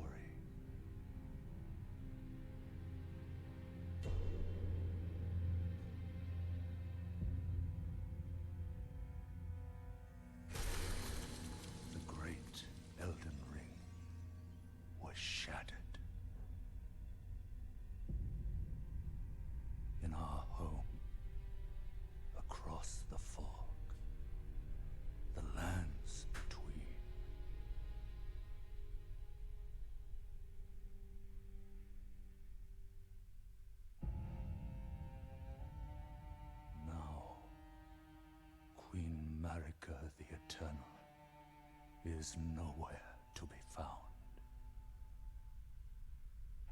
And in the night of the Black Knives, Godwyn the Golden was first to perish. Soon, Marika's offspring, demigods all, claimed the shards of the Elden Ring.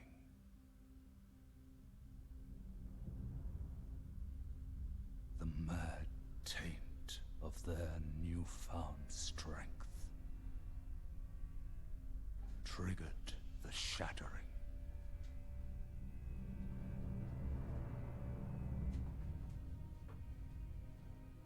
A war from which no lord arose. A war leading to abandonment by the greater will.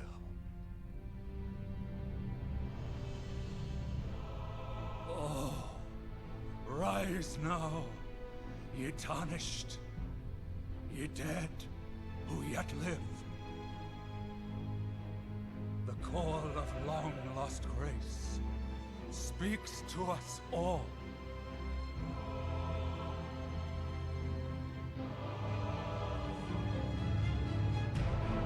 Hoarah Loux, chieftain of the Badlands, the ever-brilliant Gold Mask. Fear, the deathbed companion, the loathsome Dung-Eater, and Sir Gideon Othmere, the all-knowing.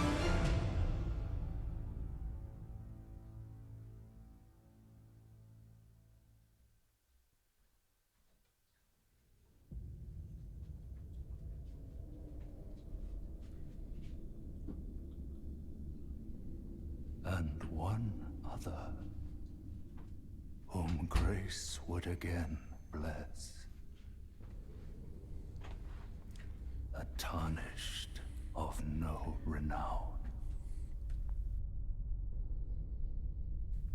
Hello? Cross the fog to the lands between. What'd you call me? Tarnished, no renown? To stand before the Elden Ring. And become the Elden Lord.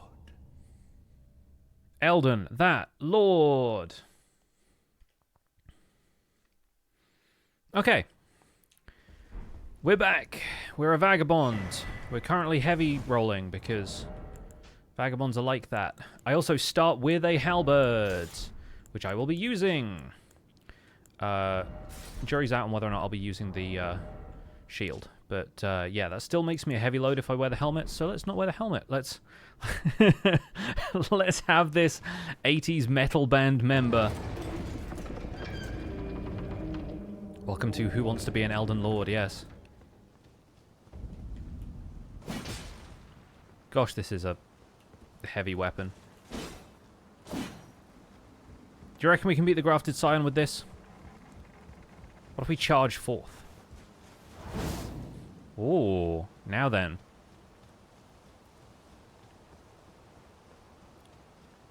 You know what, let's not find out. He died as he lived. Briefly. I've also had a banana, by the way, so I've had a little something to eat. Got some leftover pizza to have once we're done with the stream.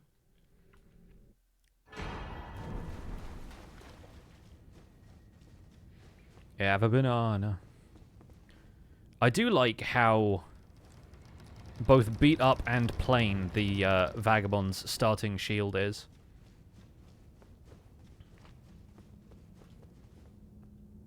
Was that the fastest death so far? Oh, trust me, there's been faster.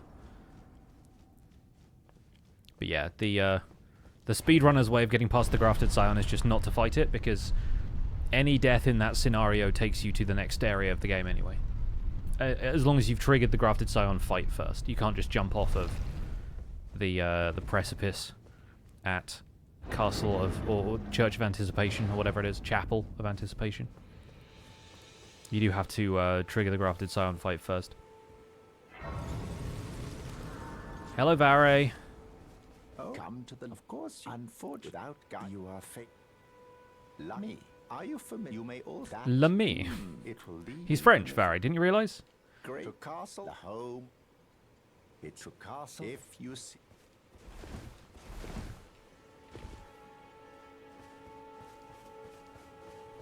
Vare's definitely French. You can tell by the accented E in his name. Vare. Il s'appelle Vare. D'accord. So, let's grab some smithing stones. I'm going to judge that the Banished Knight's Halberd probably uses similar stats to the Halberd I currently have equipped. Which is Strength and Dex. Scales with a D on both.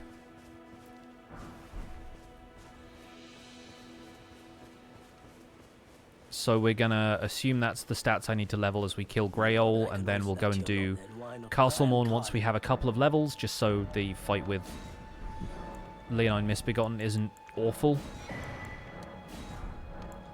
Goodbye. See ya. Santa Claus is coming to town and selling you a crafting kit. Anybody gonna get a crafting kit for Christmas? I imagine a lot of kids probably want a crafting kit.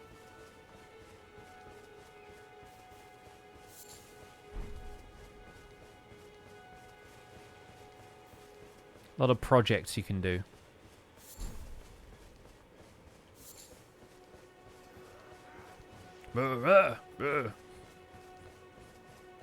Bit more root resin over here, I think. Yeah, there we go. As long as we don't get attacked by the boar, we'll be fine. Not hoping not to be savaged today.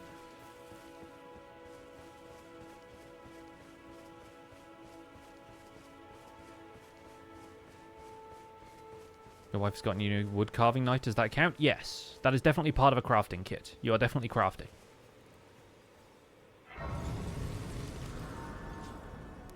Alright, Mel. Say hello. Whilst I pour my tea.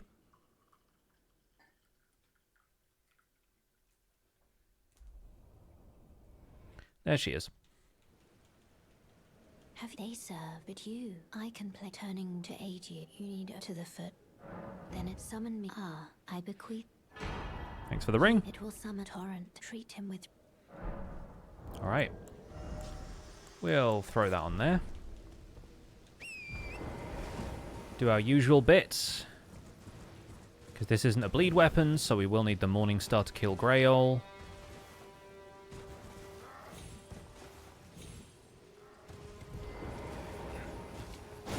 Excuse me. I know you've got halberds too, but this is not the time nor the place.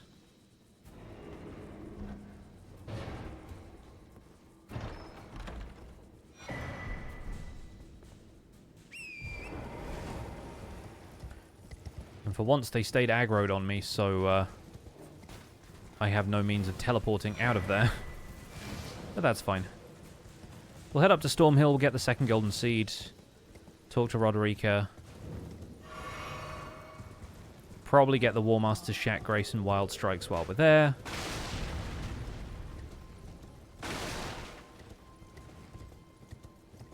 Charge forth. Get wrecked. Did nothing virtually, but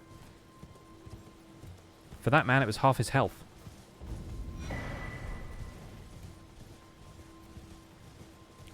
Get paper crafting things out of a gift card. Nice.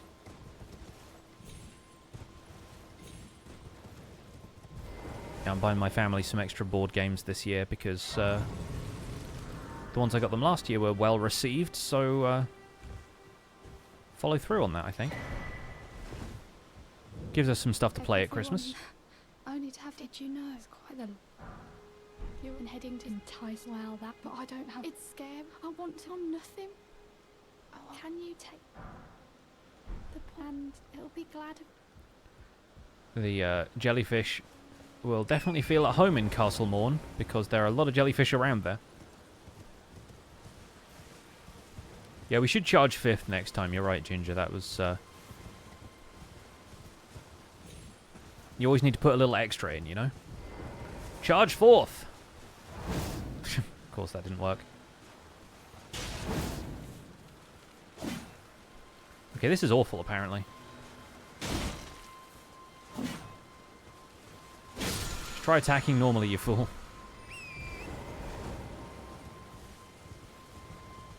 Okay, since this is a strength weapon, we will go with the strength, not crystal tier for now. We'll see what else it needs later.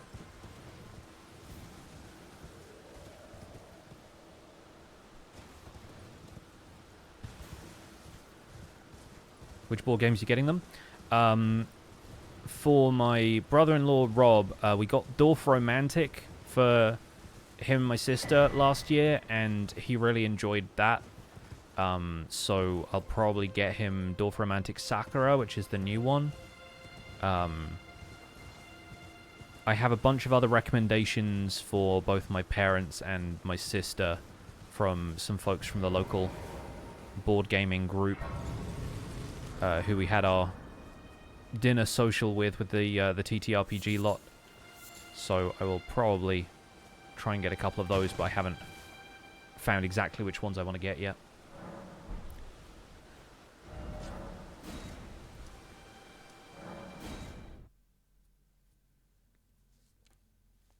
Want to get the Stardew Valley board game? Has anyone played that? I have, and in my experience, it's fun to play. It's a lot of setup, and because it's a co-op game, it's actually relatively difficult to win. It feels like winning relies quite heavily on the mining mechanic, in my experience so far. I've only ever played it a couple of times, because... yeah, it takes a little while. It's also fun to play solo, though. Like, it's probably one of the only games I think I would consider playing solo, where some people like doing that kind of stuff. I find it seems kind of silly for most board games, where video games, obviously, I have no problem with it. But, yeah, the Stardew Valley game seems like it'd be kind of fun to play solo.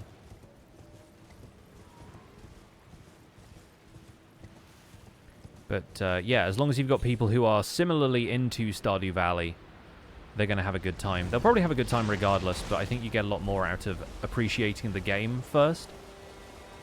But there are some parts of it that rely on a frustrating amount of randomness and chance. Which, yeah, feels kind of unfortunate. I mean, literally unfortunate if you don't get the results you want. Blah. Hoarah.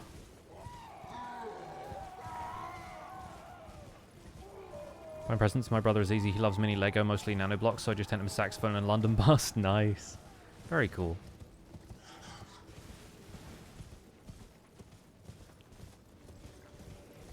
I think Impulse and Gem are doing a Stardew Valley stream later today. Oh, that sounds good. Try and tune into that if it's not happening at the same time as my D&D stream. Although D&D today shouldn't be like a full-length stream as far as I know, because we are just doing like a non-canon fun PvP encounter where we're just going to fight each other's characters to test out new abilities and skills because we've respec'd. We hit level 10, we're starting a new arc of the campaign. Chris wanted to respec his character because he's learned a lot more about D&D from playing Baldur's Gate. And I had some story reasons that I wanted to respec Banjo, so... Your friend just texted you a link to Azul on sale. I've played Azul's Summer Pavilion before, and...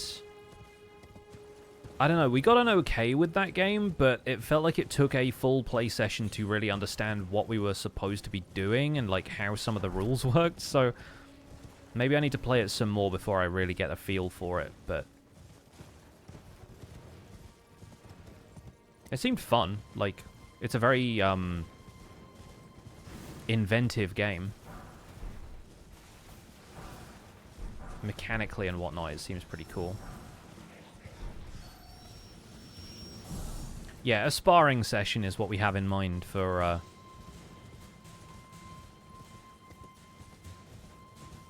the next little arc. Or not the arc, but the session for today. And then the arc is going to be potentially us going through a bunch of different, not like one-shots, but like 2 or 3 episode little mini adventures as we play through Tales from the Yawning Portal. So we're going to be going through a bunch of like classic D&D scenarios revamped for 5th edition.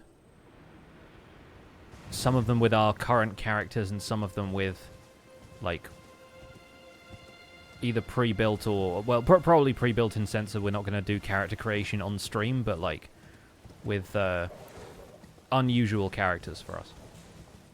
It should be fun. Hey, what's up, Sigmunds? Welcome in. You missed the struggle bus portion of the stream. We are now onto the fresh playthrough with the Banished Knight's Halberd, which is not the halberd I'm currently wielding. We are going to do the Castle Morn quest to get the Banished Knight +8 from Edgar once we've seen the culmination of his story.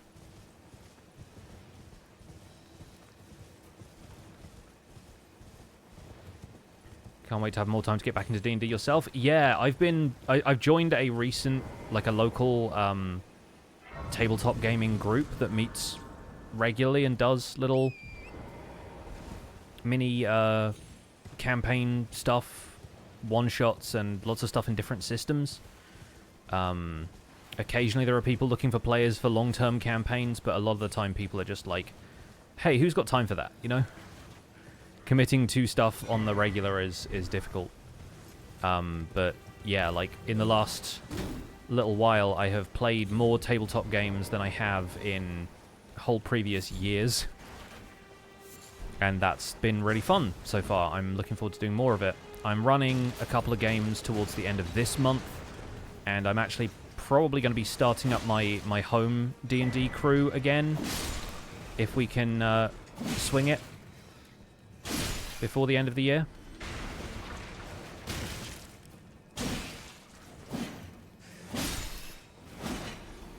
Okay, let's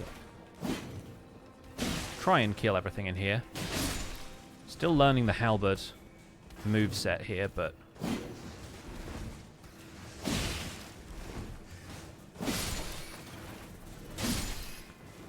that R2 sweep is a tricky one.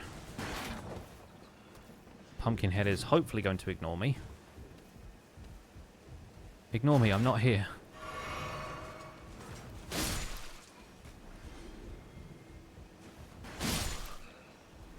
Okay, and then the night. When the night has come.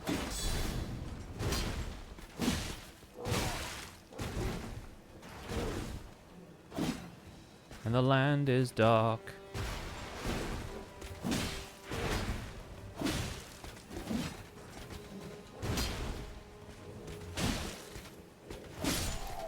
Nice. Nothing came up the stairs to ambush me, so I think we're good. We'll go and get the Dectus Medallion. The TTRPG Society at your university, didn't get around to joining it yet. It's a fun thing to start. I really wish I'd gotten into it when I was a little younger. Good outlet for like creative writing, that kind of stuff. But yeah, at some stage, maybe some more of this will make it online. For now, though, I'm just excited to have it as an excuse for social activity, because I would like to meet more people who live locally, because we don't really have a whole lot of in-person friends around here, and yeah, it's kind of nice to go out and do stuff.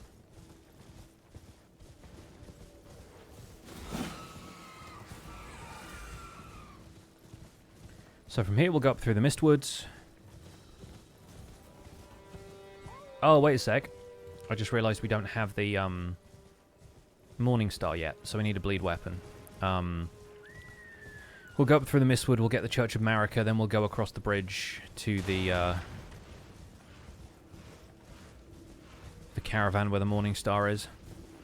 We'll meet Arena on the way, and then we can double back and do Castle Morn later.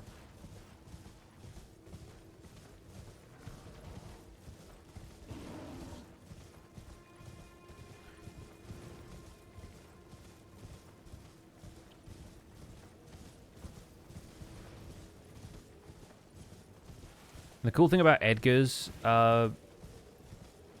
Halberd is that it has a unique Ash of War on it that can be transferred to other weapons, so it's not like a unique skill in the same sense that, you know, Transient Moonlight or whatever it is, but you can definitely get some skills that you wouldn't be able to get otherwise, because I don't think any Scarabs drop Spinning Strikes. When we had to go and get it for the Albinoric Bow farming session, I'm fairly certain we got it by transferring it off of Edgar's Halberd.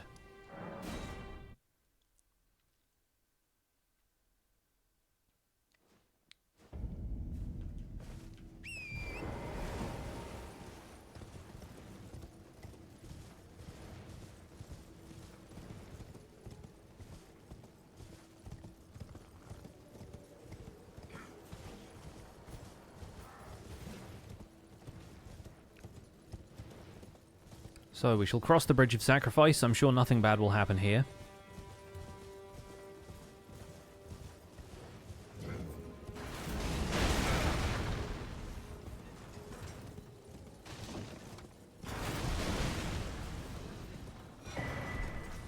Pick up some smithing stones that I think we will only need if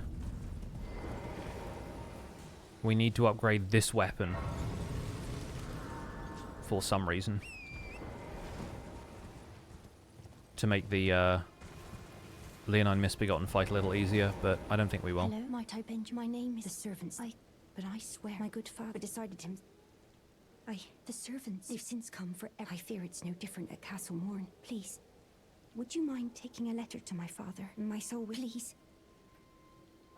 Thank you. Then please, deliver it. All right. She said please a lot, so we're definitely doing it. Wouldn't be polite otherwise. We'll go and get the Grace over at Castle Morn Ramparts.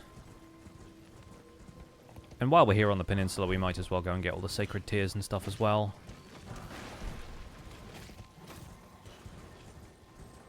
I don't think we'll need Mighty Shot.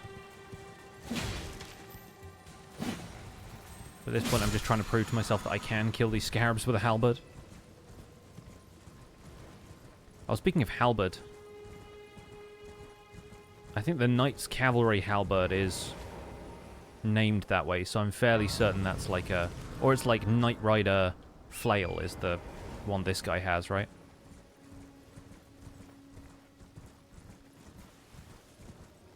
So I expect we'll get to that a lot later in the run, but... Or in the challenge, rather.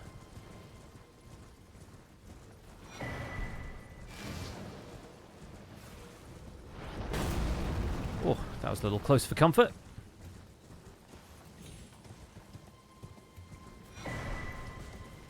Golden seed number 4, question mark?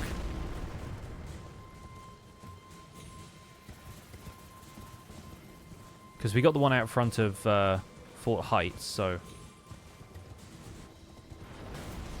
There's a sheep stuck in the rock right there.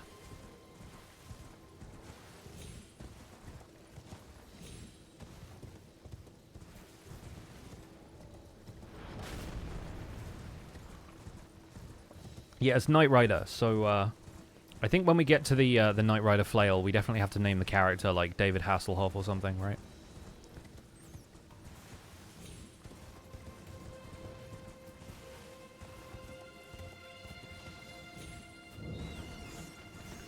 Yoink.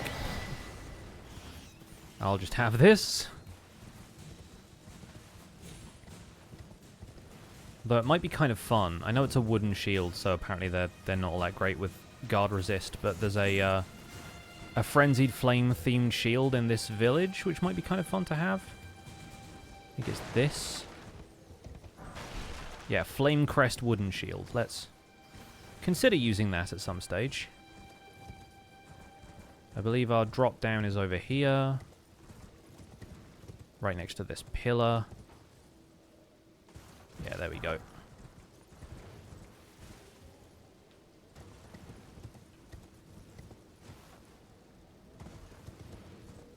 Could make an Indian cricket reference. I can't claim to know the first thing about cricket either way. Whereas Knight Rider I've definitely seen.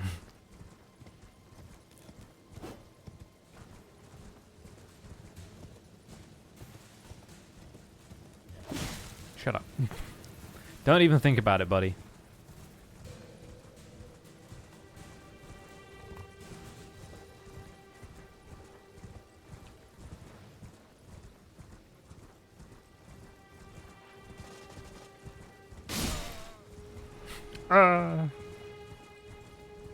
Torrent will be renamed to Kit for that run, yeah.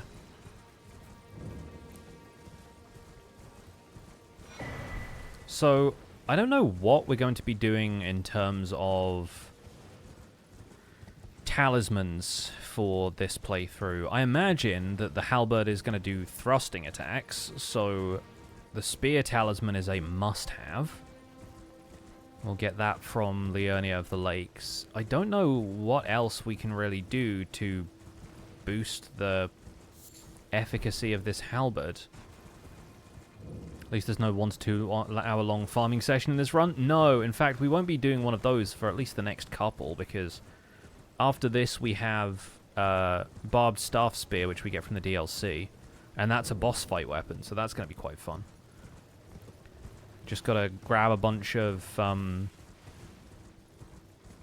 Shadow Tree fragments and fight Jury the Inquisitor.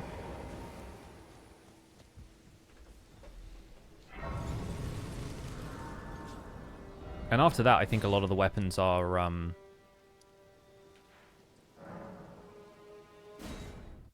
relatively straightforward to acquire. Like, I don't think there's too many that we have to get as weapon drops for a while.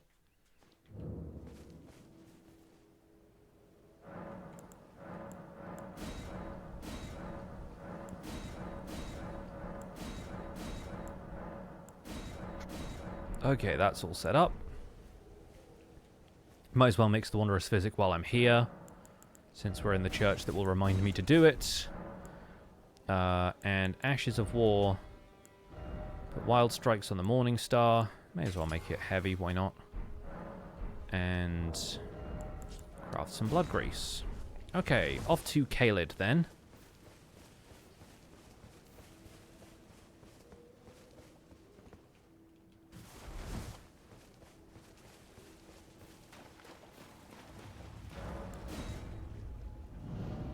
Bastard Sword is a shop weapon. Astel Remembrance. Oh, yeah, Bastard Stars. Yes, yes, yes. Yeah, that'll be fun. Is the Remembrance Astel the one that you fight as part of Ranni's quest, or is it the one in the snowfields? I can never remember. I think the one in the snowfields just drops Meteorite of Astel, yeah? It's the Ranni one? Okay, great. That's ideal then. And it is an int weapon, so we're kind of on the right path for it in the first place if we're doing Ranni's quest.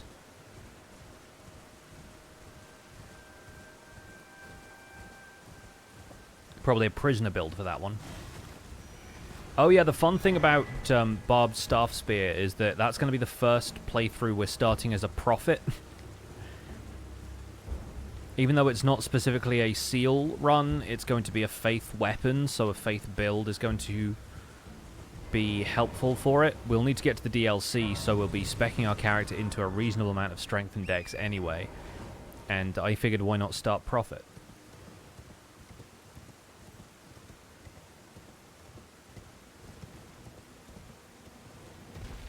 The Bastard Sword runs Sir Alan, maybe.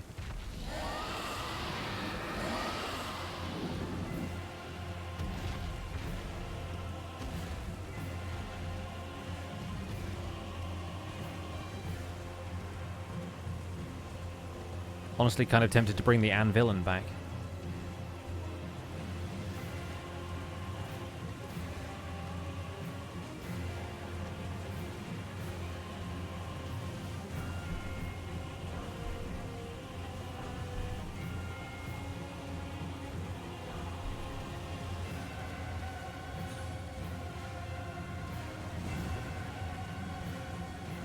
Although the anvilin is on the old PC. In the files that I made for the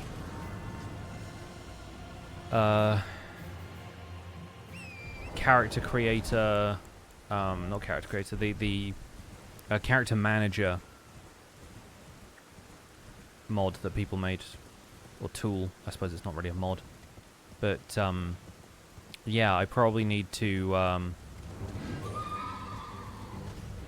salvage that off the old PC, which is not completely dead, it just only loads up for short bursts of activity at a time, reliably at least, so yeah, I might have to attempt to salvage that through some other means.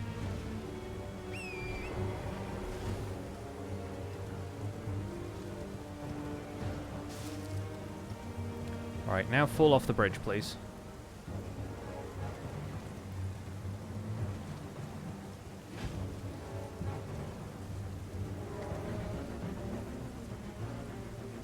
Oh, come on, dude.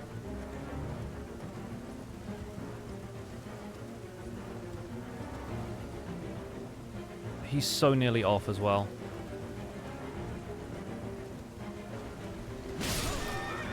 Dang it, okay.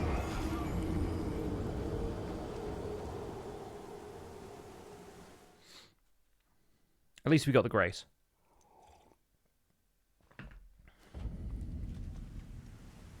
Skip Melina's dialogue, do the usual thing.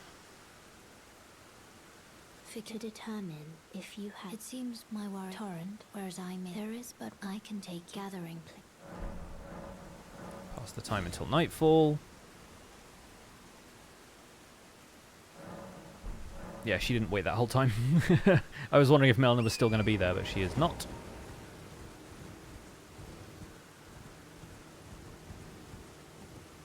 This time around, poke him in the butt.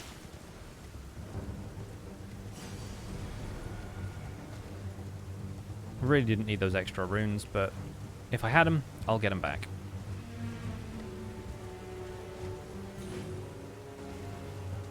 Yeah, you can see the amount of people who've tried to do a similar trick, right? Alright, surely he's got to come off from there. Nope, okay, he's going back onto the bridge. Try it, laddie.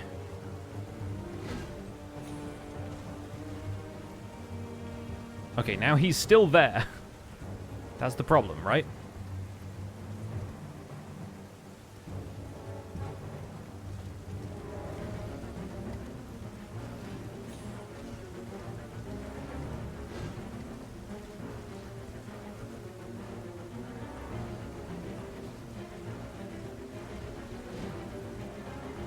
Come at me, bro.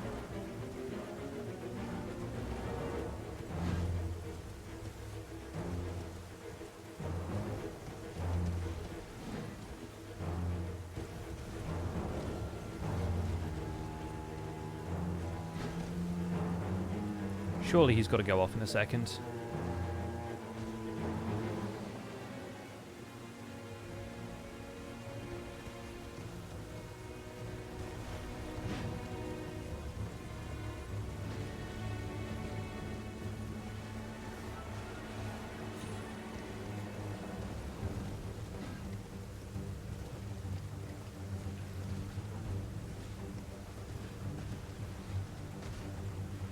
There he goes. Finally.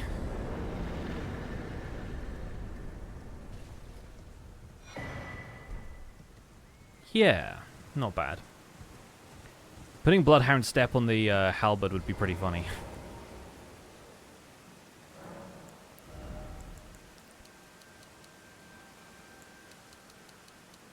Let's get both of these up to 20. Start putting points into Vigor and Endurance. That's looking solid for now. Let's go over and fight Grail.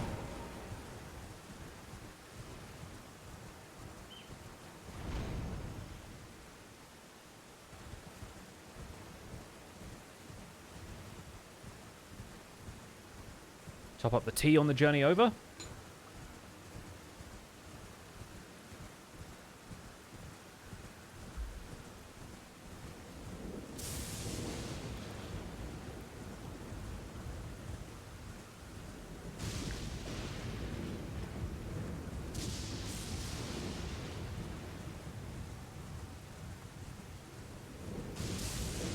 Multitasking, yep.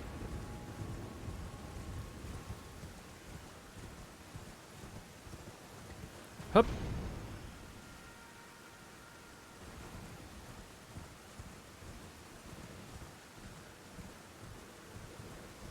So no Fort Faroth until we've done the deed here. But then we'll go and get arrows and stuff. We'll do the rest of that.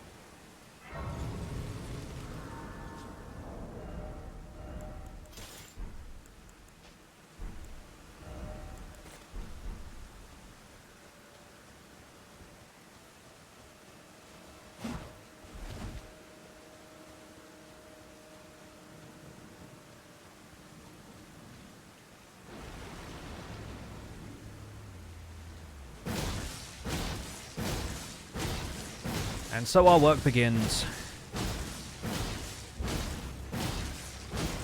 I've seen a lot of other people on Twitch playing Marvel Rivals. I have not caught any of the gameplay myself, but I have noticed that that game has been doing the rounds of late.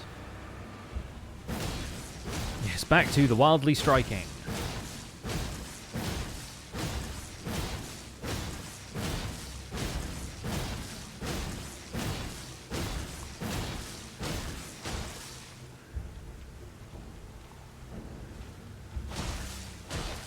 Not going to worry about the FP refills this time. We'll just do it based on bleed.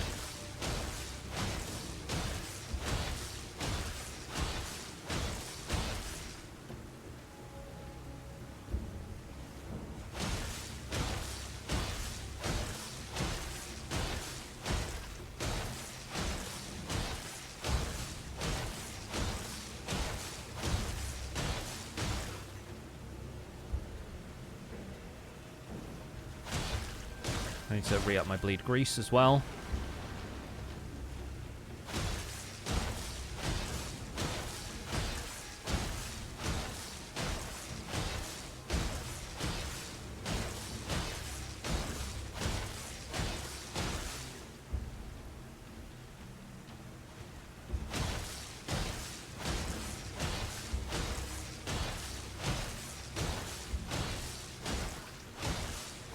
Okay, one more round and we should be good. So good that it gets a couple of hits in even after your stamina's fully depleted.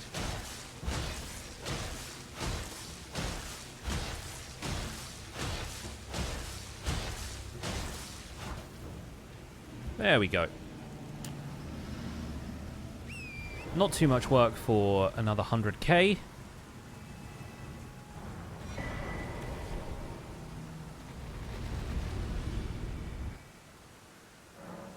Very nice.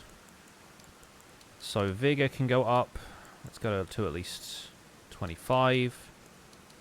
We'll put more into Dex than Strength. I assume it's going to be more of a Dex weapon than a Strength weapon, but a bit of both is to be expected. And 3k runes will get us almost to the next level. We need another 500 or 600, so we'll pop an 800.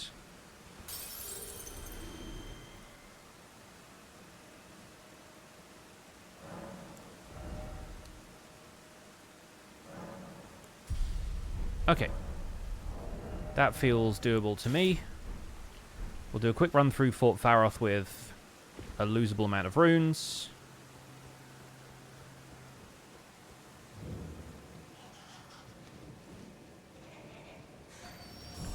And that way at least we can have the Saw Seal for the Leonine Misbegotten fight, which shouldn't be too influential, but... Is Rani following me up this ladder? What's happening? Hello? Ma'am?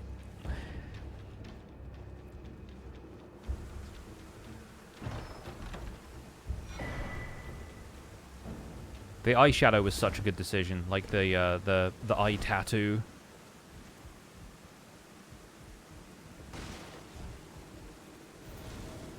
Like you can actually see it along with the mustache.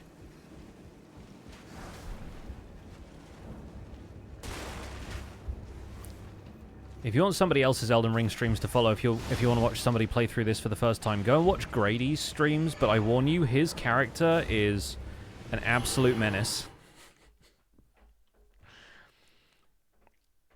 His character looks absolutely absurd. In a good way. In a very Elden Ring sort of way. Yeah, Rani with the... She's right behind me, isn't she? Let's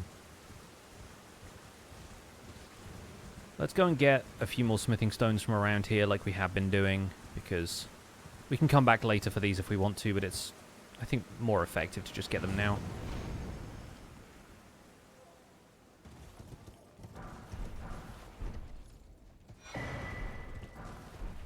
Just helps later on.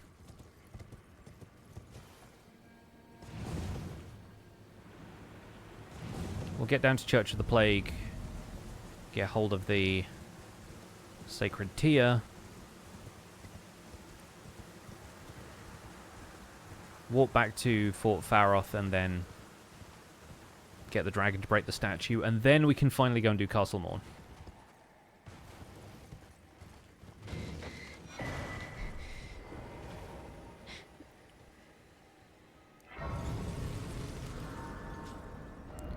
Sorry, Millicent. Back later.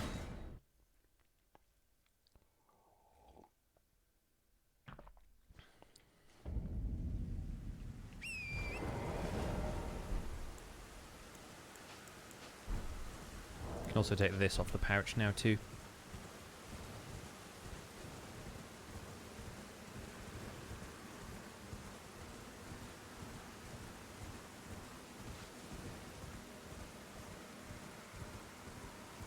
A lot of things are cheap and possible with a 3D printer. I wish I had the patience, the skill, the time, the technical know-how to start 3D printing stuff, because it would be a blessing for tabletop gaming things. Being able to make your own, like, cheap minifigs just to represent stuff in tabletop games, I feel like would be an absolute treat.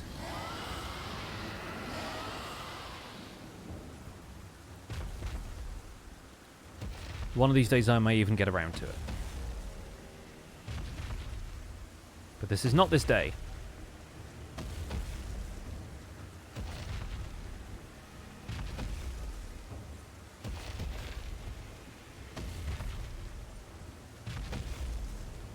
This is neither the time nor the place. Watching a video earlier where someone's 3D printing his Christmas decorations. Yeah, my brother-in-law's done that a couple of years on the trot now, I think.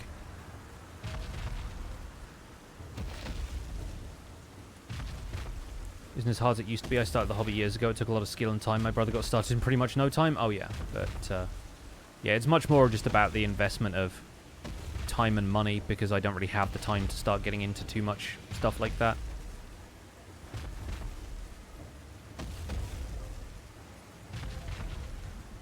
Because obviously you can make the figures, but then it's about, like, you know, do you want to paint them, and, like, all of the research, all of the additional time it takes to make stuff look good after you've printed it to begin with. Way to get the models for 3D printers, though. Do you make them yourself? In some cases, I believe you can. If you look up specifically for, like, tabletop gaming stuff, there are websites like Hero Forged that allow you to model a character and then get the schematics to print it yourself, or you can have them make it for you.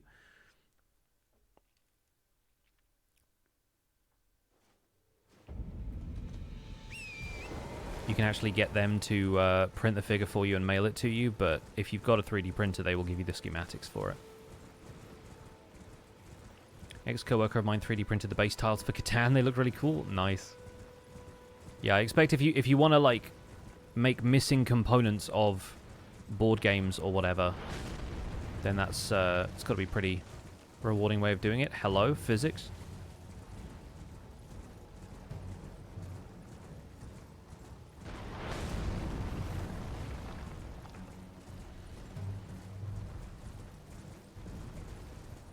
Oh god, oh god, oh god.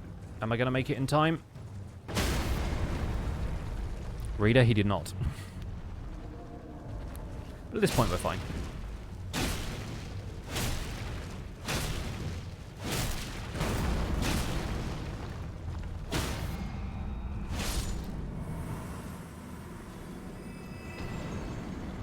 Cheesed.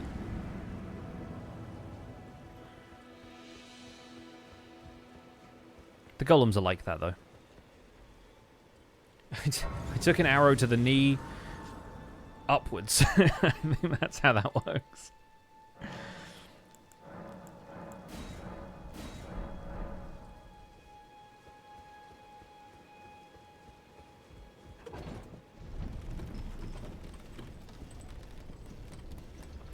Yeah, having Blender and other like 3D modeling software. Like I've done a little bit with Blender, not much, but a little bit.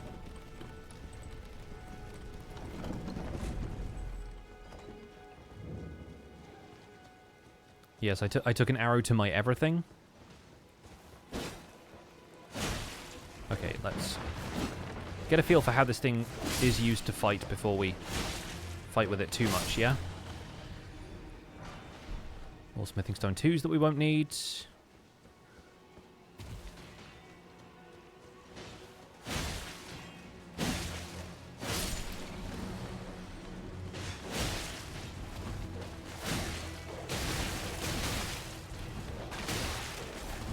I do like the roll and sweep that it has. Yo, if I could heal, please? Like that. It's sort of like a feint attack. Roll and sweep. I think that works better.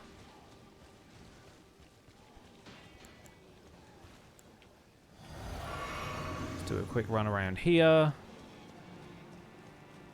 Probably fight the Mad Pumpkinhead.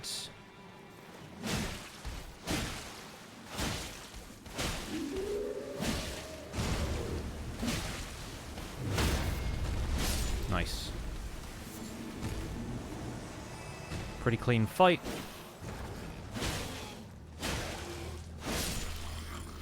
Okay. Sort of getting the hang of this. I've never really used halberds before, but the shield and poke doesn't work with halberds the way it does with spears. Thingiverse.com. Okay, cool.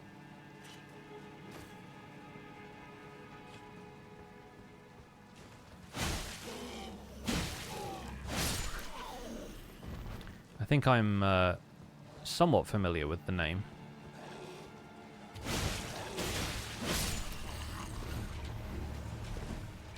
Now we've got to make sure that these guys come down, which is easier said than done.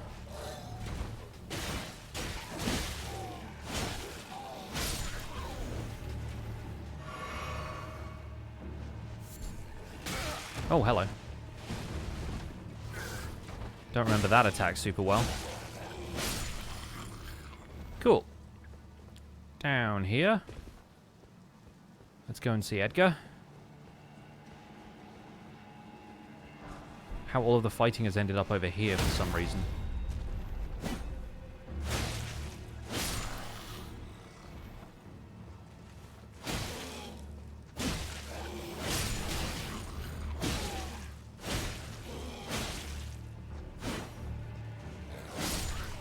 Don't make me charge forth.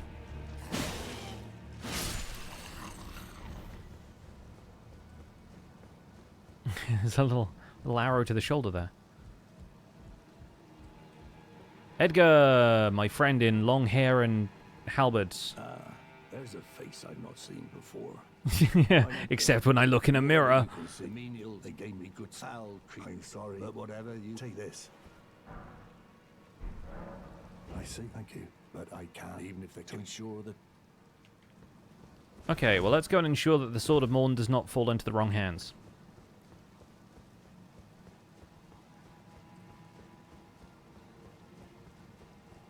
You can print yourself an ocarina? Of course, yeah.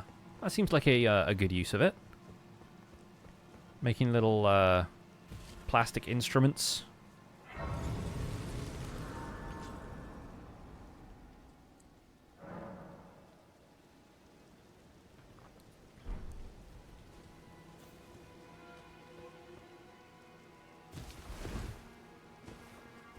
We'll get a stone sword key from down here.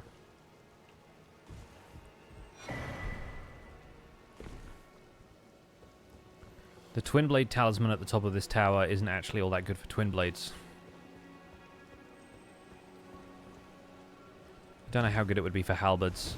but that's the one that boosts the last hit of every light combo.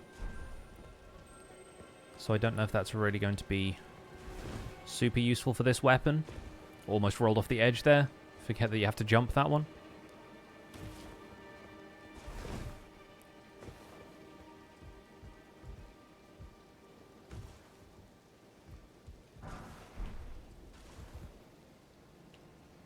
Oh, missed that one.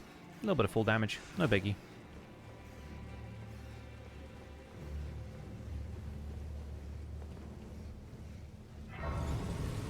Printables.com looks good. Oh, fun.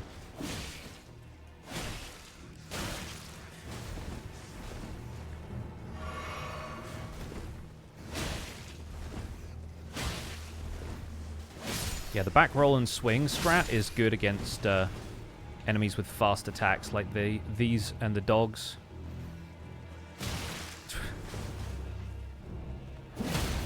Dude, the charged R2 takes so long. The charged heavy, that's like really long wind up.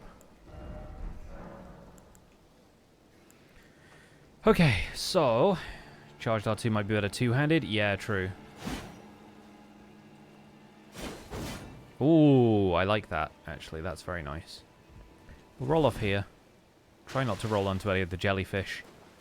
And we'll actually get Edgar to help with this fight. Because we get to see Edgar.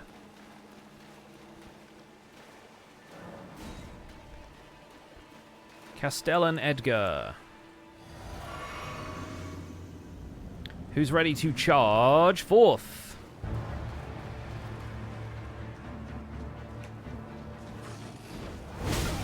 Oh, double KO.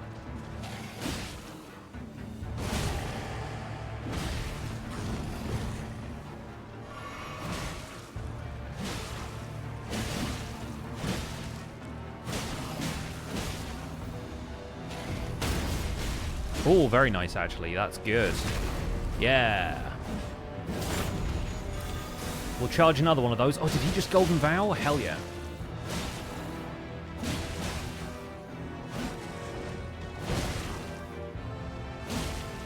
He vows not to let the castle's sword fall into the wrong hands. Didn't know there's a summon for that fight? Yeah, you can summon Edgar right outside the gate.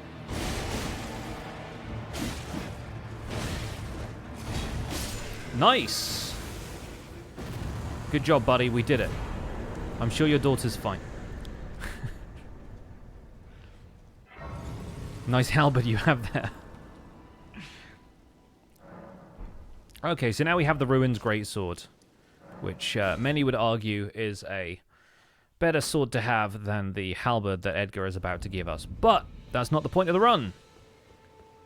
Also, the Grafted Blade Greatsword is... Did I say Ruins Greatsword before? The Grafted Blade Greatsword is going to be well down the list of stuff. Also, the physical block on that is like 80. I mean, it's a colossal sword, so that's kind of the point. But yeah, wild.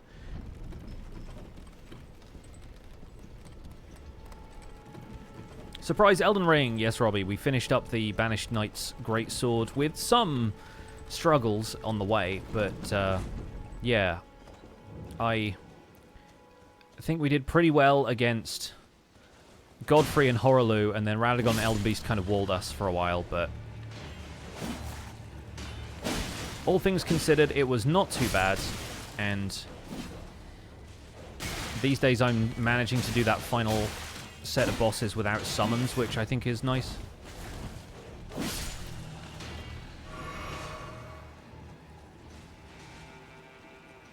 And now we're on the trail of the Banished Knight's Halberd, which we are, of course, getting from Edgar the Revenger.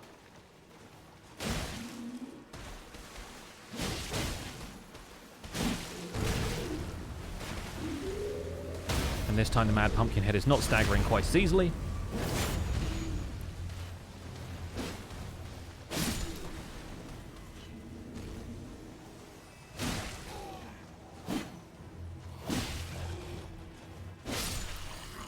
What weapon do I recommend for a new player? So if you go... Sorry, spoilers if you're a new player. If you go to this spot here, which is kind of southeast of your starting point, there's an arena here where you can fight an optional boss who drops a really good, like, beginner weapon. It's a strength and dex weapon. So if you build for quality, as they call it, where you level strength and dex kind of evenly, you'll be able to switch out of a lot of other weapons if you don't like Bloodhound's Fang, but Bloodhound's Fang is honestly one of the more beginner-friendly weapons. You see a lot of people using it on, like, their first playthroughs on Twitch here, because it's just... it's that good. It's got a weapon skill that keeps you, like, maneuverable and evasive, which is necessary sometimes when you get grabbed by weirdos like this.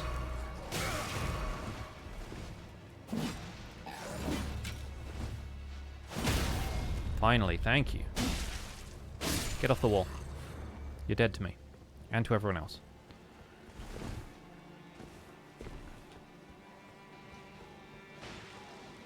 Yeah, got very stabbed by that guy. And this guy.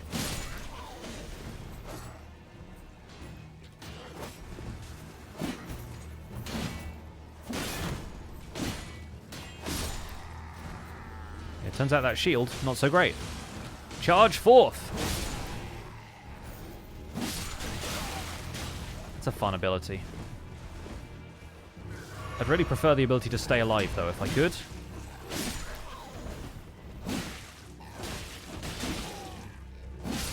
Nice. Michelle, thanks so much for the 50 months. I also missed a sub earlier from Tiny Dez. Not entirely certain how to read that name, but thank you so much for the Prime sub. Okay, so he's off to see Arena. I'm sure that'll go fine.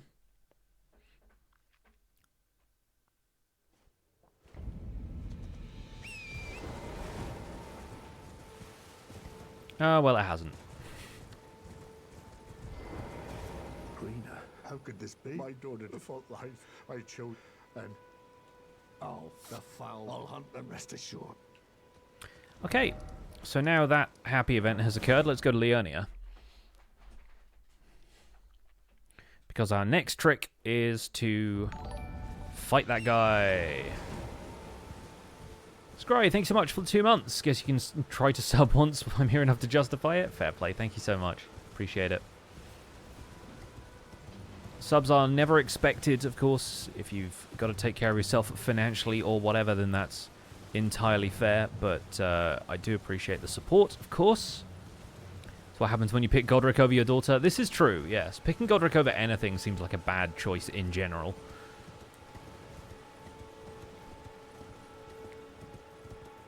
Oh, sorry to hear that, Van. Hope everything's okay.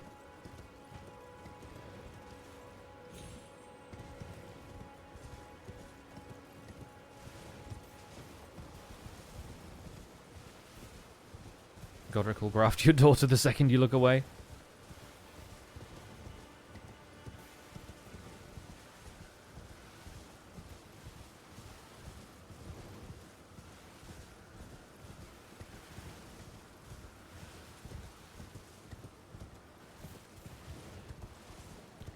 Leonie of the Lakes.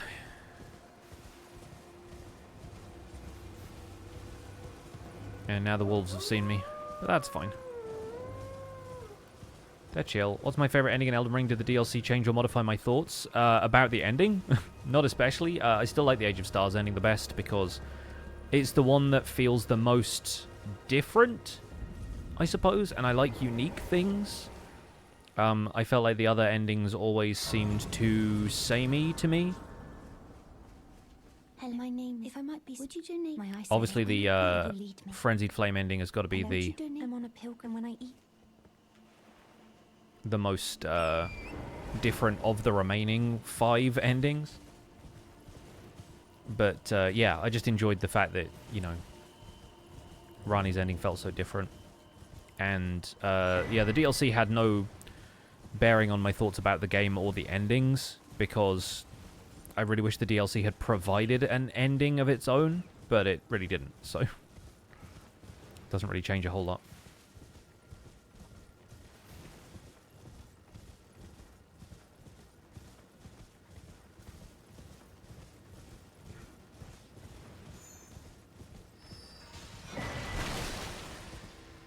Don't know if I'll need that cookbook, but we might as well grab it.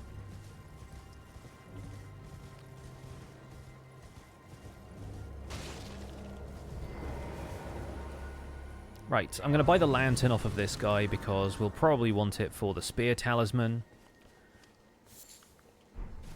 You're unsurprised, no matter. Why don't? Oh, but don't. We don't need the smithing stones, of course, and yeah, this is basically nothing as well. Wish Fear's Ending was more unique. It does have a cool quest behind it. Yeah, I think the whole point really is the quest. It's like, you get a cool dragon fight, you get to see Godwyn.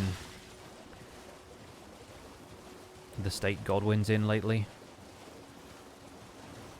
I'm actually going to ride down here, grab the Dex Knot Crystal Tier, and get the Spear Talisman now.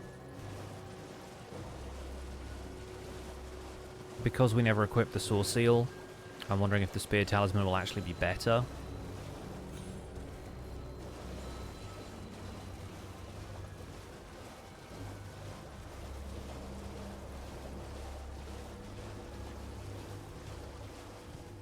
I always forget where the cave is. Down here somewhere. This is where the crystals are. Yeah, it's right here. Ethics kind of changed by giving the information about the tortured pots, puts what happens in a different light, but I see your point. Doesn't change a whole lot about Rani's ending, though.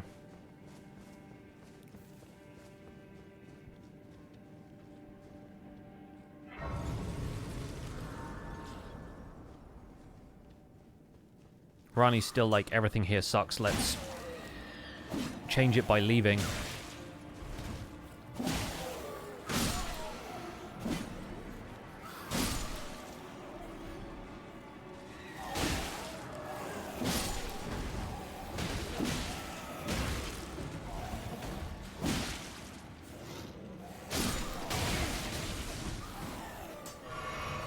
Ouch and ouch.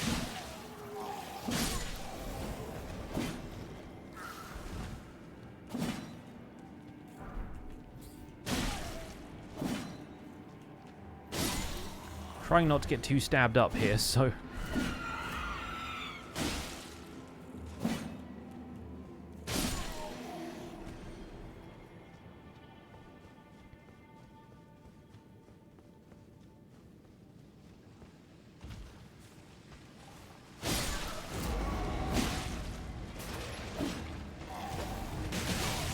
Oh.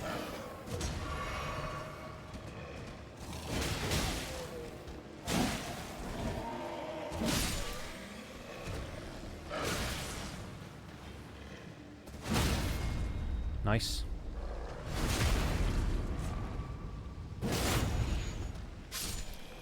Okay, considering this gets us a bonus to counterattacks made with thrusting weapons, and we are doing a lot of thrusting and they're doing a lot of attacking, I think we're going to be okay.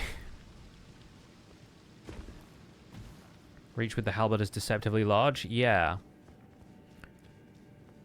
Mostly just about the speed, really.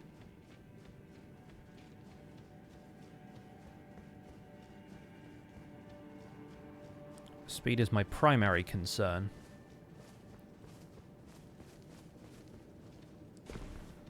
Rani's ending implies she's removing the direct influence of the gods in mortals and fears, doesn't it? Adds new rules to the Elden Ring? Yeah.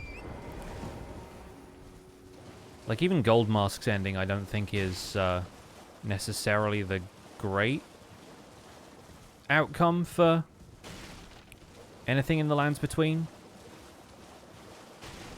I feel like any semblance of order is sort of vulnerable to the same corruption that befell everything. Like, it doesn't fix stuff like Godwyn being there. Any of the flaws in the old order.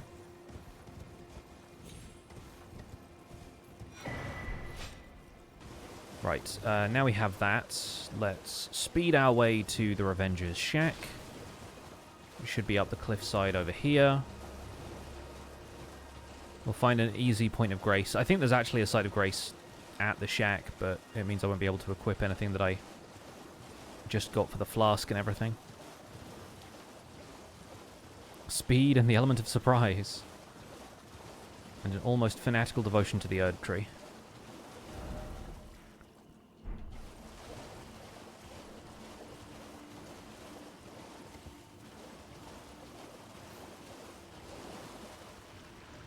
Wait, hang on a second.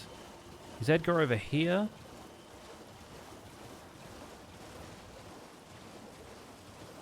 Or is Edgar further back that way?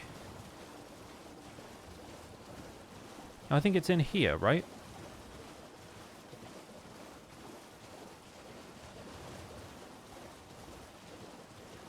Yeah, I think the Revenger's shack is over by this, this stony bit.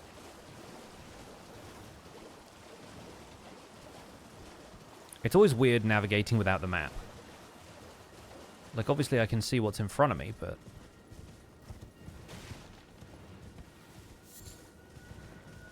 yeah, this is where all the dead Misbegotten are, so this is definitely where Edgar is. Yep. Well, let's get this grace while he spawns in. Let's drink the flask now, which will get us a heal and strength. No vows for you.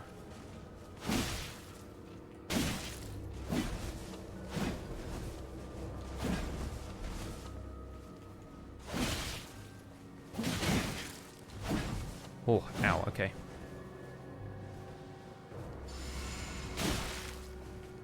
Just realized I didn't have my red flask.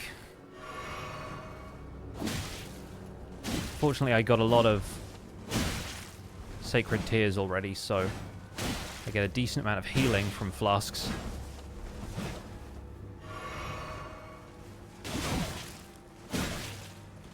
God, he poises through. Oh, dang, he was so close. Yeah, I should not have been greedy at that last bit.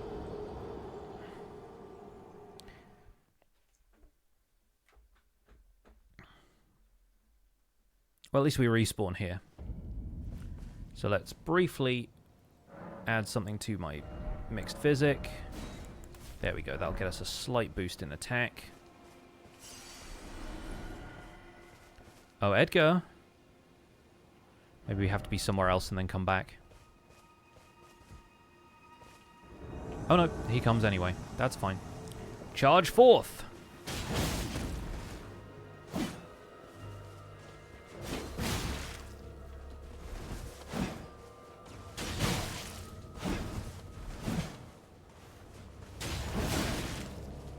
Okay, charging forth does not do anything. Charging forth is bad, actually. Never charge forth, chat. Now you know. Also, didn't drink my flask or anything. Any of the stuff I said I was going to do, I didn't do. Caught me by surprise that he was even spawning.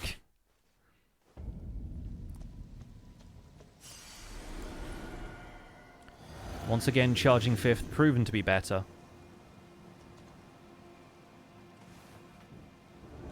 I have the light on my side.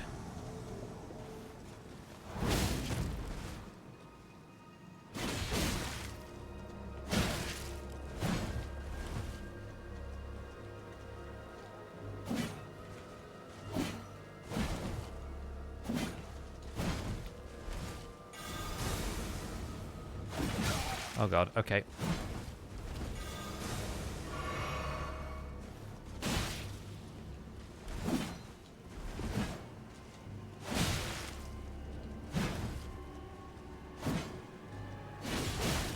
I think we were both queuing up the same attack there, and I managed to land mine first.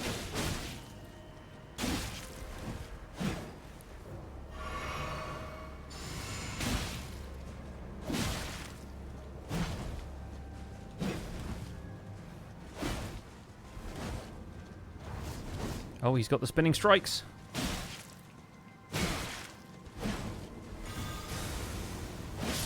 Nice. Okay, Edgar down. Edgar down. Grapes acquired.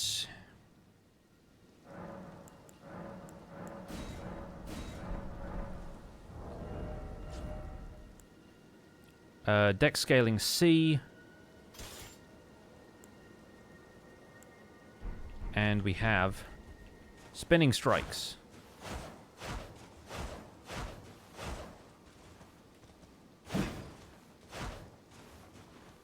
Which is a fun one to have.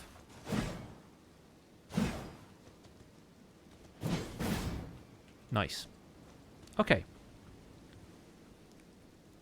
Could put Black Flame Tornado on a Halberd. I could. If we wanted to go that route.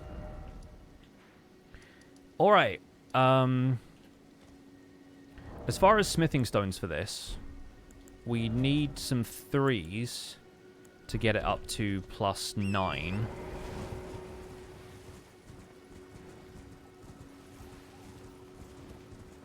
So there'll be a handful of those here in Liurnia.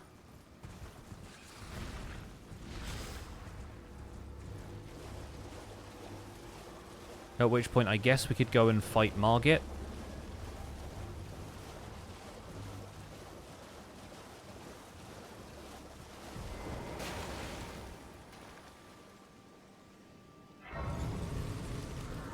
I support this Black Flame Tornado idea. Could be fun to mess with a little bit later on.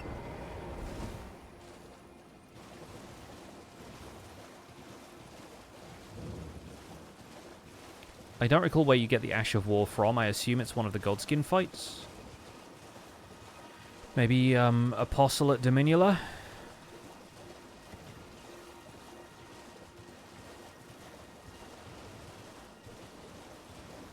It's Godskin in Farum Azula. Well, I mean, that's really late in the game then, isn't it? Like, we definitely get there eventually, but yeah, I'm thinking about mid-game prospects. Okay, those are 2s. Where do I get the 3s from? Presumably further north in Liurnia, if I had to guess.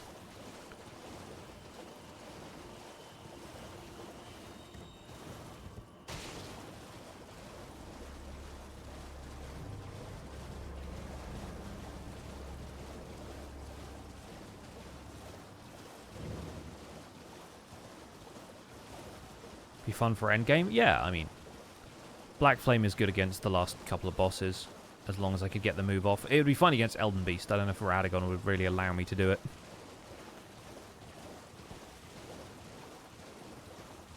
Get an extra golden seed from here, which is one I always forget to pick up because I never really bother with this central section of Liurnia. We kind of teleport around and over it.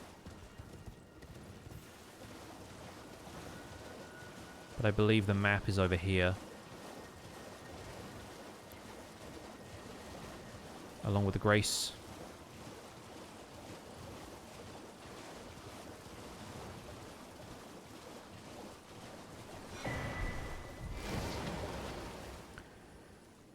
And that's just going to remind me where the gazebos are.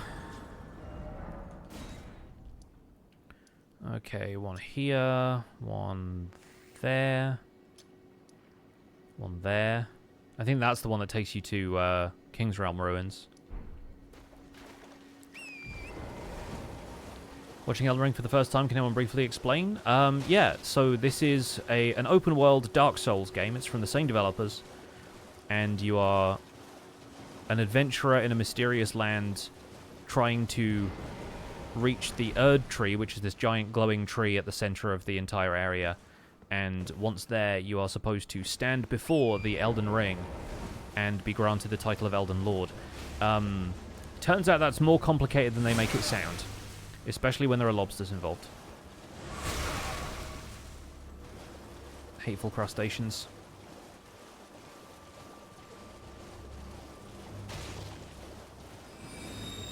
But yeah, this is basically a very combat-focused open-world RPG. RPG in the sense of an action RPG, not like a turn-based or whatever.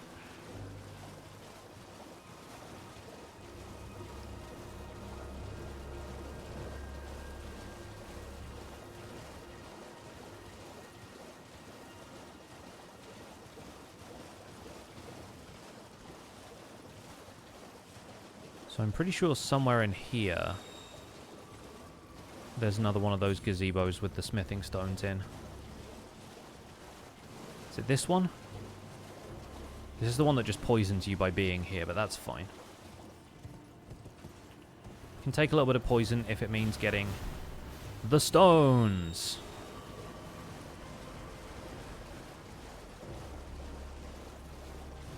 And if we really wanted to get overpowered quickly, we could go do Ravine Veiled Village now. And then Celia Crystal Tunnel, and then go and fight Margit. So I might do that. We might make Margit the last fight of the stream. Just because it's funny.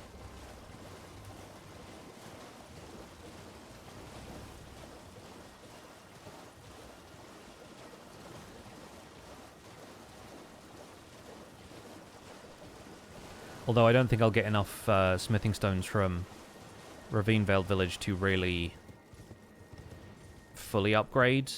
Like, I won't get 12 smithing stone 4s from there, so in that case, I think we shall rather just upgrade from there and then go.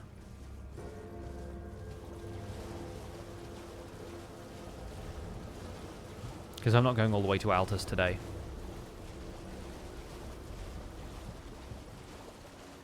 If I did that, we might as well just go and get the bell bearing.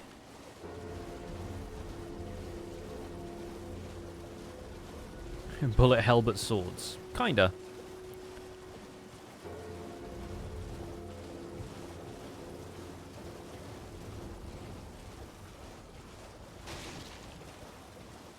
Start looking from here and try to tune in. If you want to get an early look at how the game goes from the beginning, about halfway through the VOD of this stream I start a fresh playthrough, but you can also find a bit more in the VODs that I've uploaded to my VODs channel on YouTube, which Dan has just put a link to in the chat, so thank you, Dan.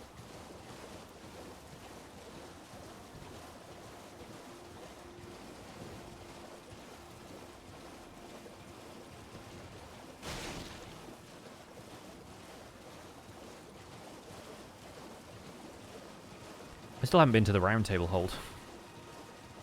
Who will smith my weapons for me? For we have not met Master Hugh yet. This ravine also has another golden seed, so that gets us more flasks, which is nice.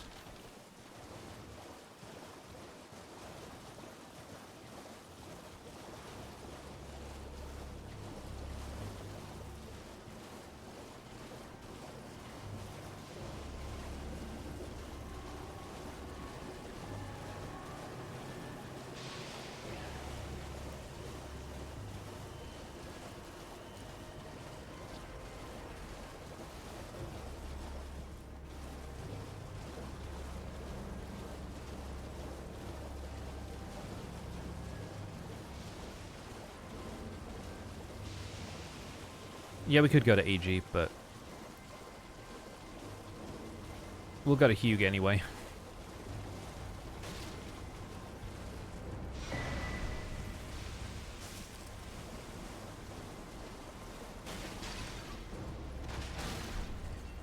So that's another 5. We'll grab this. I'm not going to survive through a lot of this, I feel like. I mean, we have a +8 weapon, but I don't want to do too much of the combat up here. EG doesn't sell regular smithing stones. We're looking for regular smithing stones, not somber. This is a basic weapon. It's pretty good damage so far, though.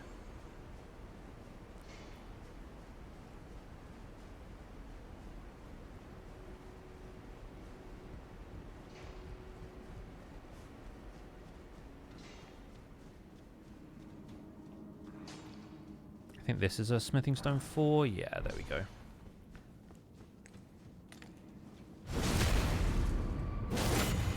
How do piercing attacks do against these guys? Not well. I mean, it interrupts them, which is nice. I think he dropped a smithing stone 4, which is helpful. Yeah, EG's too fancy for regular smithing stones. He smiths cool weapons.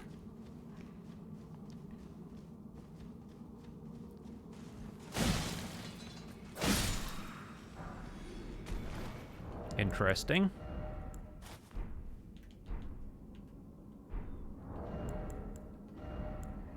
Kind of gross, actually. Never mind.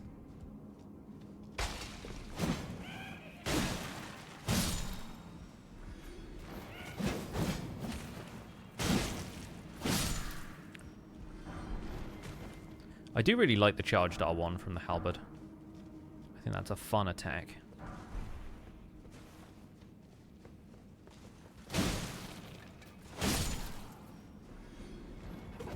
Stepped out for a pear and refill of water. Didn't think we'd be going here today. I'm just going to get some more smithing stones so we can make this thing even more OP before we fight Margit. But we're just going to grab a bunch of smithing stone 4s from this dungeon and then we'll go fight Margit. And that'll be where we end the run for today, because I do not have time to do the full Vare quest before I need to be getting going.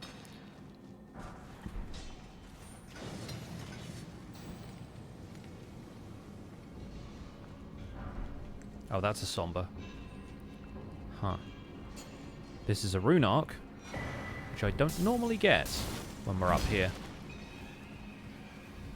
And then I believe the scarab up here is also a somber, so we're not going to worry about that. It'd just explode anyway. Soft cotton.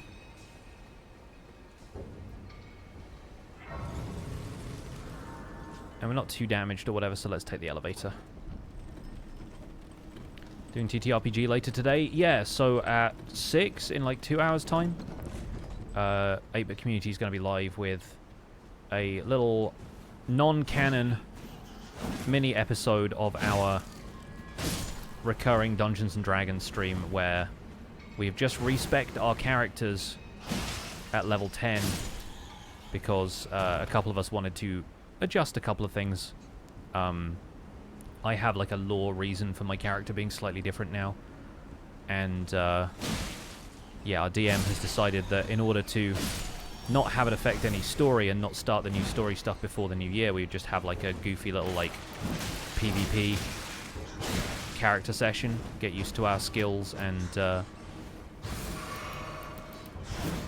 it's kind of fun to have the characters fight each other because nobody ever does PvP in D&D. I say ever.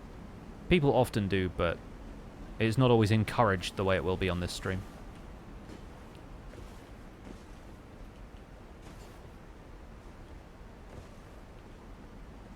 Is this a smithing stone?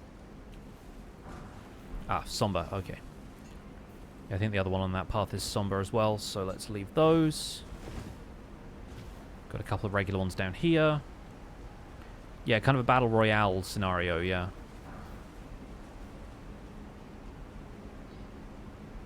Don't think there's any others hidden down here. How many do we have, by the way? 6, okay. Well, that'll at least get us to,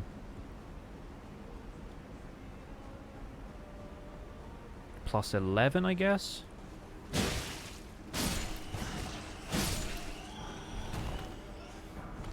Which will not be too bad for a style of weapon that I'm really not used to yet.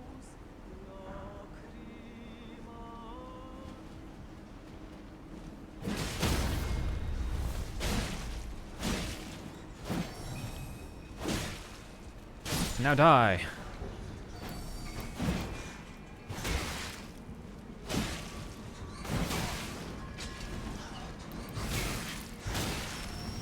Well, got killed.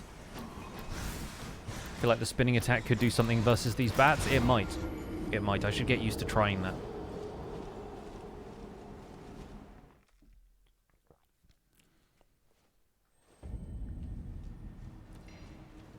I'm going to go back for my runes because I had enough that I don't want to lose them. And there's a couple more smithing stones in the area slightly beyond that, so if we can grab a couple more, then that saves us some trouble.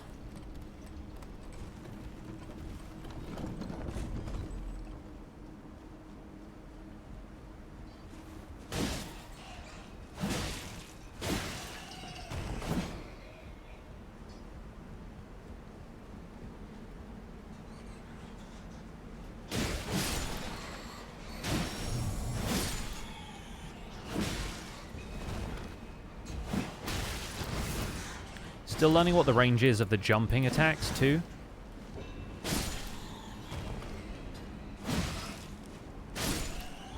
Jumping swing seems pretty solid, though.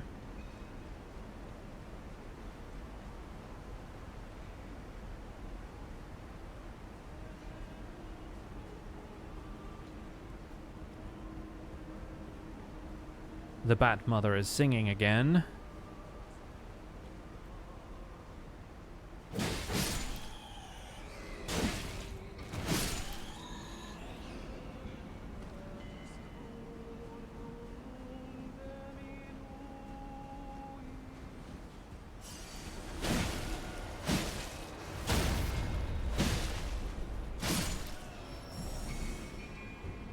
Bye-bye.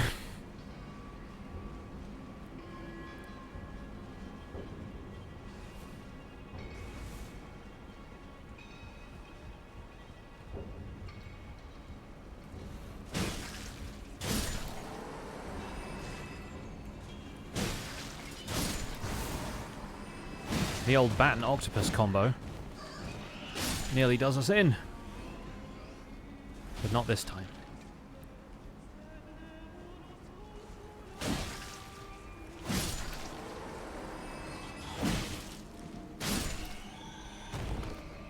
There's another smithing stone around the corner here, but yeah, that is a 4. Okay, great. I think there might be a couple more over the bridge that way, so we're pretty close to hitting our total of 4s. With this one over here, there's another rune arc in this area as well, I believe.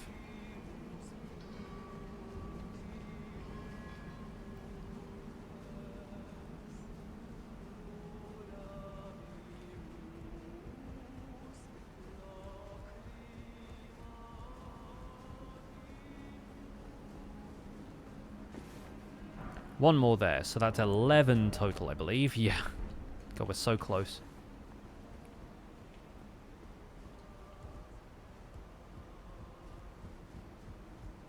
I think we find another smithing stone 4 in, like, Stormvale somewhere, possibly. That's not the biggest problem. Just make sure there isn't one more here that I've missed.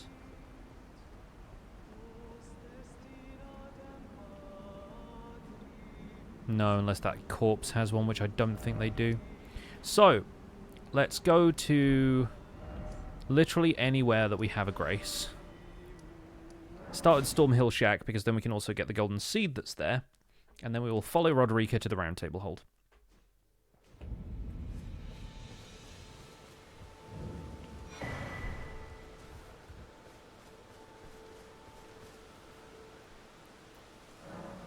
Corpse in Lakeside Crystal Cave before the Fog Gate. Ah, that's a little deeper in than I have been, I think. Let's put one into Dex or Strength. It matters very little at this point, but Dex is the thing that this thing scales with slightly better, so. Very well, let my hand. We should also maybe consider putting keen scaling on this instead of standard, because then it'll be more affected by my stats. That was something I completely forgot to do with the Banished Knight's Greatsword, was consider re-speccing by just putting it all into strength and having a heavy affinity to it. But if we keep spinning strikes, like, quality ups the scaling on both ends. And then keen ups the dex scaling to a B, but the strength scaling to an E.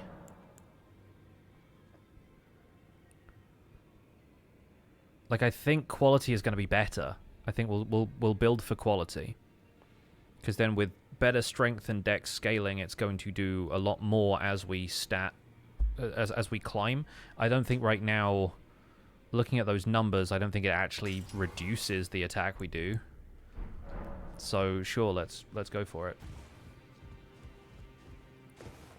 Great, my name isn't this around. I never knew, although I'm still looking. Let's set up spirit tuning just in case we need it, and also to stop Roderica standing around the way she does. Insufficient runes. Gosh, this thing's already, like, pretty far up there, huh?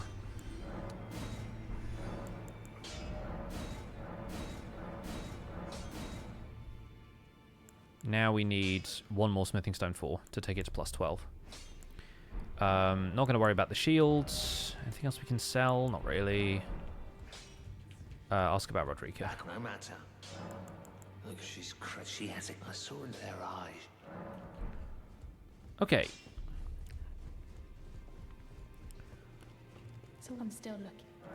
I don't believe if I do. I suppose I'll ask Matt certainly. I know I can tell. I'm walking away mid-conversation. I feel terrible. Back no matter. Look, my boots absurd. I don't. Alright, let's go fight Margit, and then we'll wrap up there. Need to try and use the Spinning Strikes Ash a little bit in this. Maybe if we stagger him at any point, then we can just lay into him with that. Also need to see if... yeah, we can't really do a whole lot with, like... It's not like a spear or a thrusting sword where you can hold the shield in front and then poke from behind it, but maybe this shield also prevents me from doing that. I should try some others if I get the opportunity to have them.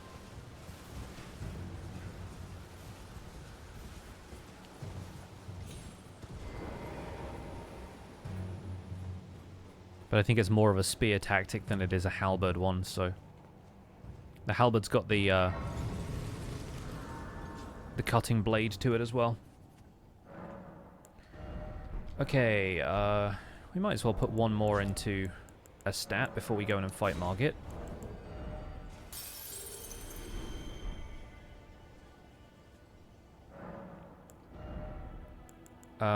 Strength gets us points, Dex gets us points. Strength also doesn't give us any more defense yet, so let's throw it into Dex.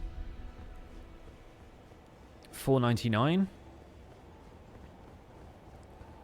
Let's go see the boy. Foul tarnished. Hello again. Of the Elden Ring. Emboldened by the flame of ambition.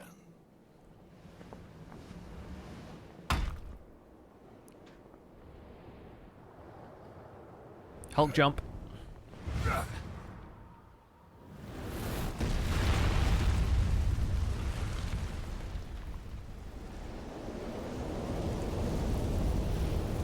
Someone must extinguish thy flame. Even his cloak has that kind of like slightly pearlescent hue shifting thing to it. It's got a lot of color in there. Oh yeah, I'm two-handing because of the upgrade. Or I was one-handing because of the upgrade. I should be two-handing.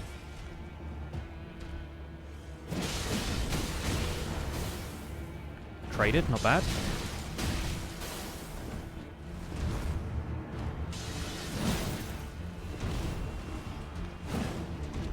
Well, thou art of passing skill. Warrior blood must truly run in thy veins. Tarnished.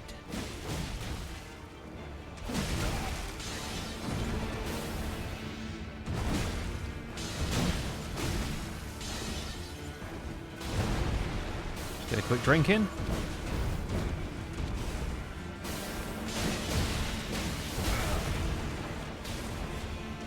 Guess we're not getting that parry or, speaking of parries, maybe we should try that. We're not getting that spinning strikes in after all.